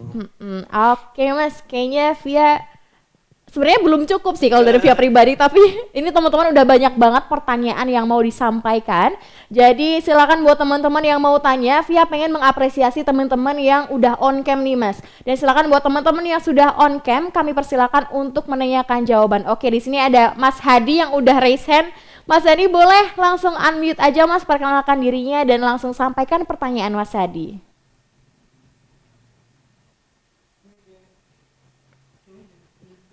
Oke, silakan Mas Hadi. Assalamualaikum warahmatullahi wabarakatuh. Waalaikumsalam warahmatullahi wabarakatuh. Sebelumnya terima kasih. Perkenalkan nama saya Hadi. Saya alhamdulillah kemarin diamanahkan oleh Mas Jaya Setiabudi, pemenang modal kaget pertama. Alhamdulillah. Modal dana 10 juta. Alhamdulillah. Yang ingin saya tanyakan di sini, ketika uji ngangenin sudah kita lakukan, terus kita melihat setiap customer yang kita tanya, kita bilang minta masukan, mereka bilang enak. Terus sebulan, 2 bulan, 3 bulan, malah penjualannya malah terjadi penurunan gitu. Nah kira-kira letak kesalahannya di mananya Mas ya? Gitu. Terima kasih. Oke, terima kasih Mas Hadi untuk pertanyaannya. Mas Panji gimana, mau ditampung 3 pertanyaan dulu atau langsung jawab aja? Langsung jawab aja kali ya. Oke, silakan Mas Panji. Oke, kalau misalnya ternyata produknya udah ngangenin, tapi penjualannya turun. Nah, berarti kan ada faktor lain. Pertama bisa jadi, kalau kita berbicara soal faktor produknya, bisa jadi produknya belum ngangenin sebenarnya. Tapi karena aku nggak tahu ya, maksudnya bagaimana cara Mas Hadi bertanya kayak gitu. Kalau Panjo itu dulu waktu uji ngangenin kita taruh di jadi kadang suka pengajian atau suka ikut acara gitu, kita taruh tuh di satu tempat, kita lihat siapa yang ngambil gitu loh. Yang ngambil, dia ngambil lagi nggak? Kalau cuma ngambil sekali, nah ini kita harus evaluasi nih. Tapi kalau ngambilnya, ngambil lagi, udah habis ngambil lagi, nah ini kita juga perlu cek. Itu yang ngambil memang karena enak atau anak kos nih. Kalau anak kos kan ngambil karena lapar gitu kan, repot. Nah jadi kita harus ngecek di situ target pasarnya juga harus benar. Kalau ngambilnya ternyata berapa kali, terus ada yang nyebut, ini beli di mana nih kayak gitu, misalnya kayak gitu. Nah, itu oke nih. Nah itu kalau berbicara soal produk. Tapi kalau ternyata produknya udah ngangenin nih, udah oke nih. Kenapa ada penurunan? Ya macam-macam sih faktornya. Bisa jadi dampak corona, kayak Panjo kan ada dampak corona. Terus penutupan jalan, mungkin ada peraturan pemerintah terus yang mengakibatkan penutupan jalan. Kedua bisa jadi kurangnya misalnya gini. Kita udah ngasih awareness nih di 1 bulan 2 bulan pertama, terus akhirnya udah mulai laris. Ini biasanya yang terjadi ya, termasuk saya juga pernah mengalami. Udah rame, kita lupa untuk ngelakuin marketing lagi gitu loh. Jadi udah rame justru malah kita diem aja gitu. Enak kali aja, padahal budget marketing tuh harusnya ada tiap bulan. Nah kalau kita juga baru belajar sih, sebenarnya kemarin juga kita pernah mengalami permasalahan itu, ya akhirnya kita belajar kan, ternyata tiap bulan tuh kita harus ngebudgetin. Dan harus ada kegiatan marketing gitu loh. Even kita nggak punya duit marketing, kayak misalnya kita nggak punya budget, tapi kegiatan ini harus berjalan dengan cara apa sih? Ya macam-macam, banyak. Tinggal kreatifnya kita aja. Mungkin kayak tadi kita ngundang influencer atau kita ngundang, mungkin tadi nggak harus influencer ya, ibu PKK pun bisa jadi itu influencernya kita tuh, atau tim marketingnya kita tuh, ibu-ibu arisan, ibu-ibu pengajian, itu bisa jadi tim marketingnya kita. Key opinion leader lah ya Mas ya. Betul. Jadi nggak harus kalau kita berbicara soal influencer tuh kadang kita terpantok terhadap selebgram. Padahal nggak seharus sebenarnya. Kayak tadi misalnya yang tadi ada anak kampus itu followernya cuma 5.000. Coba dia terkenal di kalangannya, lihat komennya, kita cek komennya rame. Yang penting kan komennya tuh, interaksinya, daripada like-nya banyak, yang komen cuma 1, kayak cuman cantik kayak gitu-gitu doang, tidak berbicara soal produknya. Mending aku nyari yang 1.000 2.000 tapi dia rajin balesin komen. Aku lebih memilih media seperti itu. Oke, gitu. Itu dia Mas Hadi. Jawaban dari pertanyaan Mas Hadi ini yang pertama mungkin ada kendali di luar kita ya Mas ya, kayak ada dampak pandemi, kemudian juga ada kebijakan pemerintah tutup jalan dan lain sebagainya, dan juga mungkin untuk budget marketingnya perlu diperhatikan lagi Mas Hadi. Mungkin per bulan emang perlu ada budget yang harus dikeluarkan untuk marketing gitu Mas Hadi. Apakah sudah terjawab dengan baik pertanyaannya?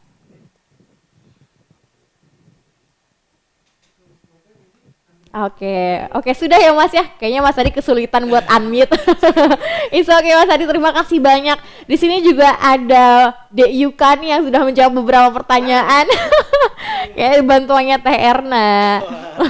Terima kasih Teh Erna, semoga sehat dan bahagia selalu. Dek Yuka juga ya. Oke, thanks Mas Hadi. Kita lanjut ke pertanyaan selanjutnya. Mungkin dari teman-teman yang ingin bertanya langsung kepada Mas Panji, kami persilakan. Boleh raise hand dulu. Oke, sepertinya belum ada ya. Atau ini kayaknya di chat tuh sebenarnya banyak Mas, tapi kayaknya nggak pada pede aja.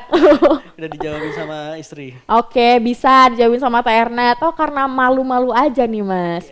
Mas Anka katanya tadi mau belajar. Kenapa? Oke, itu ada Mas Septian Dwi Utomo yang langsung raise hand.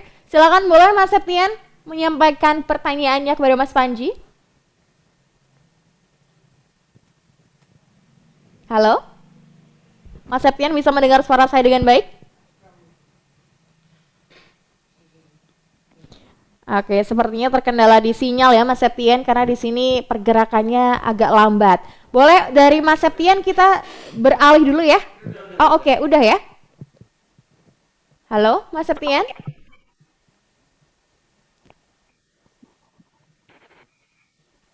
Halo Mas Septian? Bisa dengar suara Via dengan baik, Mas? Oke, suara Mas Septian sudah muncul, sudah terdengar di studio.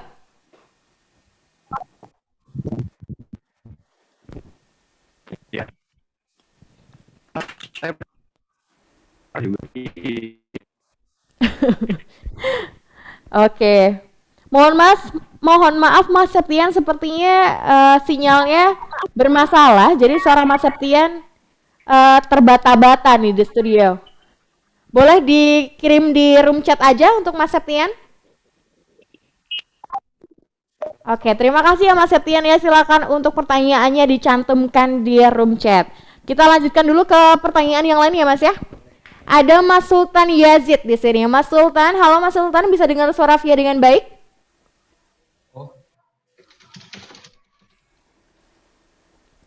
Oh, halo. Ya, Oke, halo silakan Mas Sultan. baru bisa di-unmute ya. Terima kasih Teh atas kesempatannya.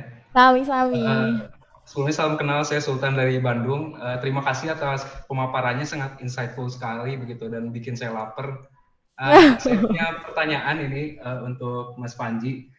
Tadi diceritakan terkait awal mula menentukan bisnis itu Mas Panji mencari target begitu ya. Jadi kayak seperti mencari pasar potensial.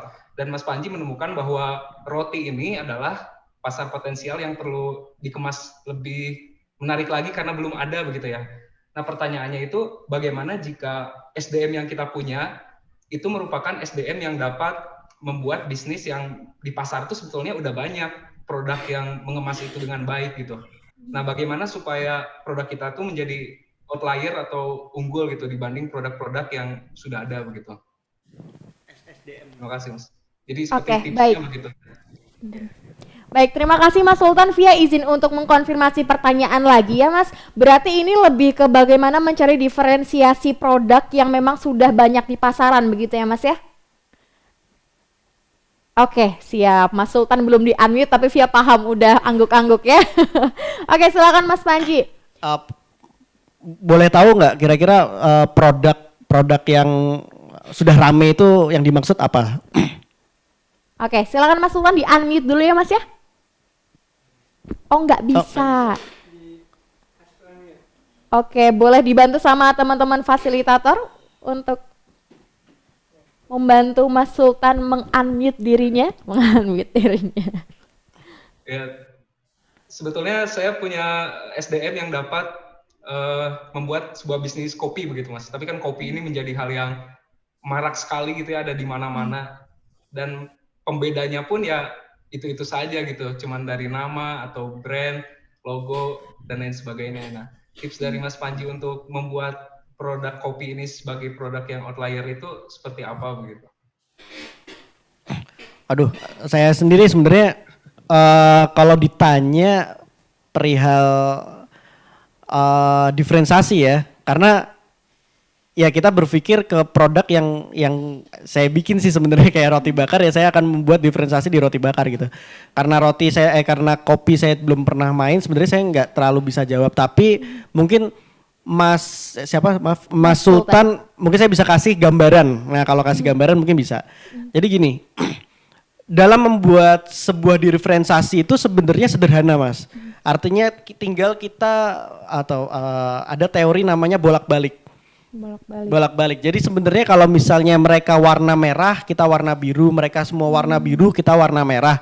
Semua merah dan biru, kita warna kuning. Misalnya kayak gitu. Nah, begitupun juga dalam membuat produk. Sebenarnya membuat produk juga ya tinggal dibolak-balik aja. Semua main di kopi susu, ya kita jangan main kopi susu gitu. Kita mainnya kopi tubruk misalnya atau kopi hitam. Kayak misalnya kalau misalnya kalau tadi Mas Sultan orang Bandung ya? Mas Sultan orang Bandung. Saya belum melihat coffee shop yang mainnya kopi tubruk. Nah, bisa jadi Mas Sultan main di situ. Bisa jadi. Ini hanya opini ya. Nggak tahu bisa di ACC atau enggak nih. Karena saya pernah di satu tempat kalau di Jogja ya, di Jogja itu ada kopi tubruk. Malah itu lebih hits ketimbang kopi susu. Jadi kalau ditanya kopi susu di sana mungkin ya ada kopi susu, tapi kalau ditanya saya lebih suka yang kopi tubruknya gitu loh. Jadi bisa jadi kalau Mas Sultan mau nyoba, mau berani coba untuk mengatakan ini kopi tubruk yang paling enak misalnya kayak gitu. Karena pada dasarnya bisa jadi yang kalau saya nggak tahu Mas Sultan mainnya di coffee shop atau di kedai kopi. Maksudnya kedai kopi itu kayak Janji Jiwa misalnya seperti itu. Kalau coffee shop kan dia lebih ke suasana ya, ke Ambience-nya. interiornya biasanya Iya, lebih iya. ke situ gitu loh. Tapi kalau misalnya mainnya di kopi mungkin tempatnya kita nggak bisa main di tempat, ya kita mainnya di produk sebenarnya. Kalau misalnya kita bisa main di dua-duanya itu lebih bagus. Tapi biasanya kalau misalnya main di tempat biasanya modalnya jauh lebih besar pasti. Tapi kalau misalnya kita pengen main di pinggiran jalan aja deh, misalnya seperti itu juga punya potensi yang besar. Oh, dengan kita nggak punya tempat yang estetik, tapi kita bisa menyediakan kopi tubruk yang orang kalau datang ke Bandung kalau nggak ke kopi tubruk ini tuh kayaknya wah ini sulit banget nih. Kayaknya kalau ke Bandung suasana kaki lima itu kan nggak ada, jarang nih. Kalau saya ngelihat kalau kita compare sama Jogja tuh ada kopi areng tuh kopi jos gitu kan. Di Bandung ini saya malah jarang lihat. Nah itu bisa jadi peluangnya Mas Sultan juga sebenarnya. Mau bikin kopi jos juga. Kopi jos pertama di Bandung ya bisa juga sih. Tinggal di positioning ATM aja ya Mas ya. Kayak gitu. Gitu Mas Itu Sultan. kurang lebih Mas Sultan. Semoga menjawab. Sudah terjawab dengan amat sangat sempurna ya Mas Sultan ya.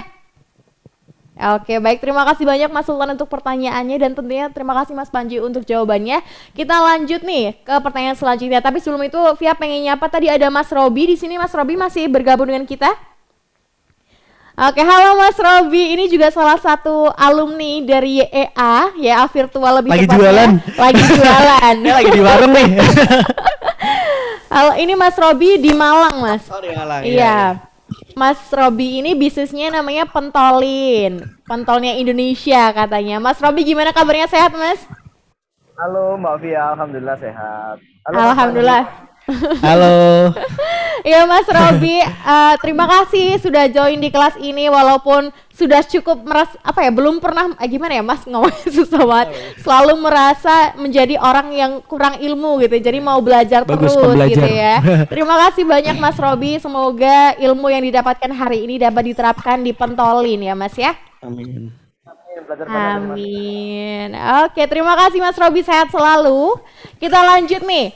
Tadi kan Mas Septian bertanya tapi sempat delay ya Mas ya. Jadi kita boleh baca dari room chat. Mas Septian di Utomo nanya nih Mas, saya pengen tanya solusi bagaimana kalau roti atau bahan baku masih ambil dari supplier. Jadi beliau ini katanya jualan roti bakar juga. Oh, jualan roti bakar Iya, juga. betul Mas. Silakan Mas untuk langsung menjawab pertanyaan dari Mas Septian. Nggak ada masalah sih. Masalahnya di mana?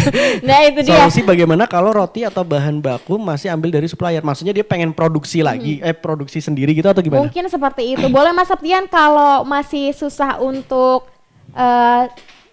audionya secara clear boleh di chat di room chat dituliskan. Sebenarnya nggak ada yang salah ya dengan kita ngambil ke supplier ya. Kalau saya boleh memilih, saya lebih memilih ambil ke supplier. Kalau saya ya, kalau misalnya karena pada saat saya memulai Panjo itu kan saya udah punya beberapa aset yang kalau itu dianggurkan justru jadi cost gitu loh. Nah makanya akhirnya kita berpikir untuk akhirnya kita produksi. Karena kita juga punya karyawan produksi di tempat sebelumnya, ya akhirnya kita fokus ke produksi roti aja dulu gitu loh. Karena kita punya SDM dan equipment yang memadai pada saat itu. Tapi kalau misalnya belum punya, nggak ada yang salah sih dengan kita disuplai produknya oleh supplier gitu loh. Karena yang pertama menurut saya itu jauh lebih mudah karena kayak misalnya di Marmelo dulu di awal juga kita nggak buat sendiri. Kita memang sih buat sendiri tapi akhirnya kita lempar. Karena bisnis di central kitchen, proses di central kitchen dengan di outlet itu jauh berbeda tuh. Jadi teman-teman harus paham bahwa di central kitchen itu punya problem yang berbeda lagi tuh. Jadi teman-teman harus paham tentang alur produksi, harus ngatur biar bahan baku nggak rusak kayak gitu. Itu ada ilmunya lagi gitu loh. Kalau misalnya teman-teman masih di awal, saya nggak menyarankan teman-teman main di ranah produksi. Jadi lebih baik ke supplier, tapi bisa jadi catatannya begini. Kalau misalnya teman-teman pengen membuat diferensiasi, misalnya tadi kayak Panjo kan karena buat sendiri jadi rotinya beda. Nah terus misalnya Mas Septian mau bikin roti juga, pengen bikin rotinya beda, ya cari orang atau cari bakery atau yang membuat roti dan request. Mas saya pengen rotinya yang seperti ini misalnya kayak gitu. Cari contohnya, kalau udah ada contohnya lebih enak sih. Minimal dia ya kalau orang yang udah ngerti di bakery udah ngerti lah, oh ini empuk karena ini. Oh ini bikin roti, oh rotinya roti jenis ini kan beda kan, roti Jepang, roti Indonesia itu karakternya juga pasti beda. Jadi Nah, untungnya kalau malah dari supplier yang memang fokus di situ malah jadi lebih efektif sama efisien ya buat kita ya Mas. Kalau saya kalau belum main di ranah produksi mending nggak usah dulu. Oke. Kalau belum gede ya. Kalau udah gede pun menurut saya juga kalau bisa menghindari produksi sih dihindari aja karena itu diferensiasi model bisnis yang berbeda gitu loh. Kesulitannya juga berbeda, nanti malah teman-teman akan fokusnya malah ke produksi, bukan ke marketing. Karena kalau di awal itu kan, kalau di YA ya diajarkan kan, pertama nih harus selling dulu nih, selling, marketing, produksi, baru sistem gitu loh. Tapi kalau jadi jangan belum apa-apa kita ke produksi, nanti kita biasanya terbengkalai di marketingnya. Jadi cuma numpuk aja ya Mas, yang nggak bisa ngeluarinnya gitu. Kayak waktu sebenarnya di sini juga saya juga dibantu sih sebenarnya sama tim saya yang dulu dibantu untuk membuat roti pada saat itu. Dibantu untuk membuat roti, saya fokusnya ke marketing karena sebenarnya saya tuh tidak tahan daily gitu loh. Kegiatan daily itu nggak bisa, daily Bosenan rutin. ya, Mas, ya? Bosenan banget ya.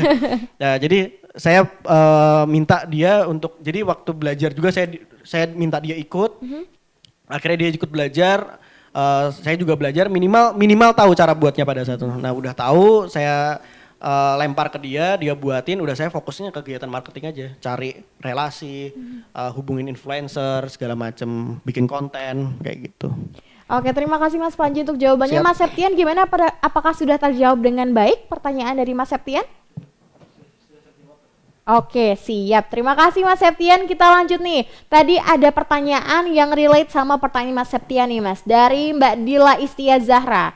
Beliau bertanya, gimana sih awal cara menjalin kerjasama dengan distributor bahan baku yang dipakai? Dan apakah ada tips bagaimana mencari distributor bahan baku untuk usaha makanan? Distributor tuh supplier ya mungkin. Iya, sepertinya ya, supplier gitu Mas ya, maksudnya. supplier bahan bakunya kan.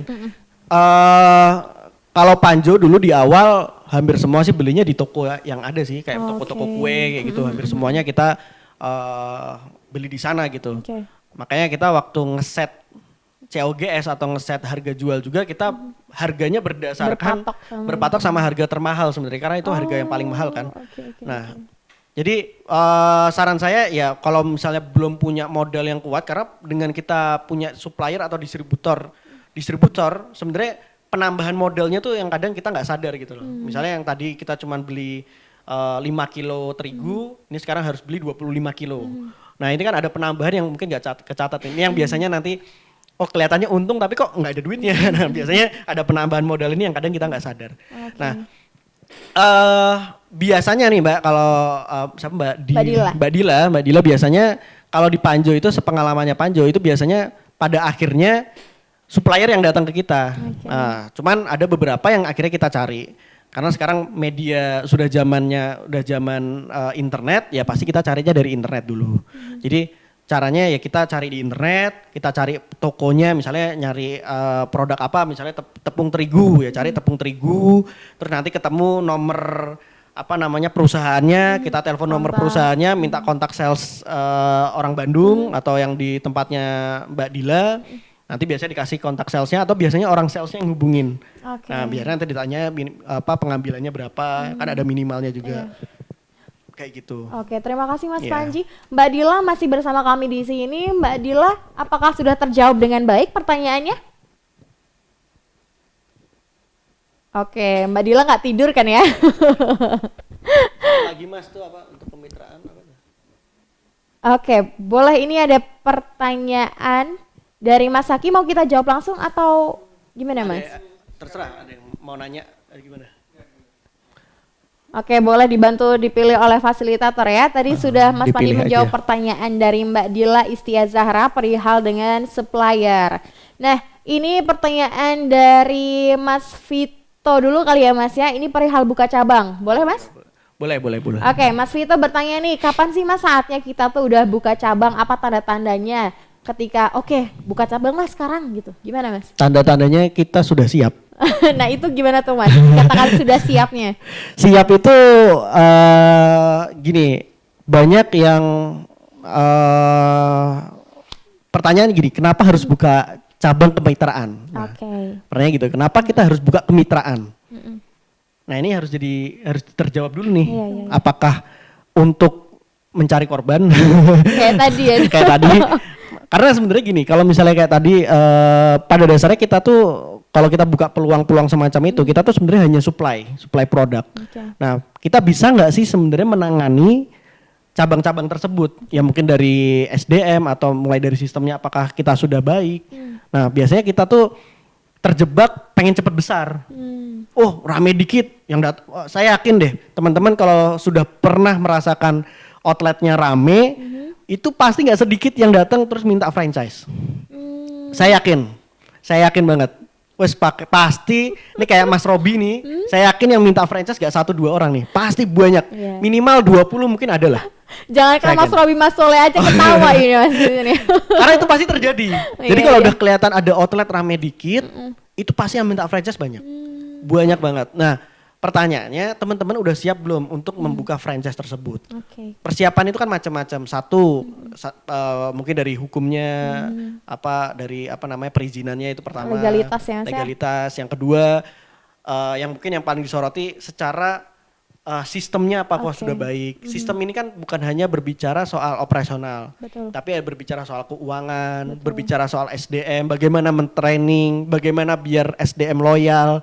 Nah ini mereka harus mengajari, bahkan mungkin kalau saya melihat franchise yang punya skema kemitraan, saya belum menemukan skema kemitraan yang bertahan sampai hari ini tuh saya belum nemu. Nah kalau misalnya teman-teman punya contoh kemitraan yang sampai sekarang bertahan, nah saya boleh dikasih tahu. Tapi kalau saya riset sih sampai sekarang saya belum menemukan sistem kemitraan yang bertahan sampai sekarang. Nah jadi kemitraan itu hanya sebuah cara sebenarnya atau strategi. Jadi ada strategi buka cabang sendiri, buka mandiri ya, buka cabang mandiri bisa, atau buka kemitraan atau franchise mungkin yang biasa kita sebut, atau bisa jadi bentuknya investasi outlet. Jadi ada orang investor buka satu outlet, kita yang kelola itu bisa juga. Atau bisa juga dengan cara kita beli kita buka saham di outlet yang sudah untung. Misalnya outlet sudah untung terus kita jual sahamnya, uang dari pembelian saham itu kita bukakan outlet baru. Itu juga bisa cara seperti itu. Jadi sebenarnya ini hanya bentuk strategi aja. Kemitraan itu hanya bentuk strategi. Nggak salah juga sih dengan kemitraan, tapi yang perlu disoroti adalah kesiapannya kita. Kalau kitanya sudah siap, kitanya sudah matang dan merasa yakin bahwa ini udah bisa jalan dan tidak akan mengecewakan atau merugikan, silakan jalan sah-sah aja gitu. Karena sepengalaman saya waktu di Marmelo, ini juga jadi salah satu faktor kenapa saya menutup Marmelo, karena ya itu tadi banyak cabang-cabang kita yang ternyata nggak untung. Nah bahkan ada satu cerita tuh dia ngumpulin uang tuh hampir 1 tahun, mungkin ya modalnya Marmelo kan nggak gede ya, paling 13 jutaan lah. Waktu itu kita buka kemitraan tuh 13 juta. Dia dia ngumpulin uang, dia baru kuliah kalau nggak salah, terus baru kerja sambilan gitu, sampingan sebagai trainer karate atau apa gitu ya. Ya mungkin yang cuman sampingan aja gitu loh. Terus dia ngumpulin duit 1 tahun, dia bukain Marmelo, ternyata nggak laku. Wah itu kan nampar banget sebenarnya. Buat saya tuh nampar banget kayak wah ini nggak kayak gini nih konsep bisnis nih menurut saya ya. Maksudnya seharusnya bisnis itu ya bisa menguntungkan dia. Walaupun mungkin akan ada yang mengatakan, Lonji itu kan resiko bisnis. Ya itu versimu lah gitu. Nah kalau versiku aku nggak bisa melihat seperti itu sih. Jadi aku sekarang juga sangat menjaga itu gitu. Jangan sampai kalau kita buka cabang atau bermitra atau ada investor masuk ke tempatnya kita juga harus siap. Kedua juga kita harus siap secara manajemen, secara personality juga. Oke, itu jawaban dari pertanyaan Mas Vito mengenai kapan sih kita tuh udah bisa dikatakan untuk membuka cabang. Jawaban dari Mas Panji cuma satu, yaitu kalau udah siap. Nah, kenapa harus udah siap? Karena ini berkaitan dengan orang lain ya Mas ya? Iya, berkaitan juga dengan kredibilitas. Kalau merasa kredibilitas itu nggak penting ya sah-sah aja.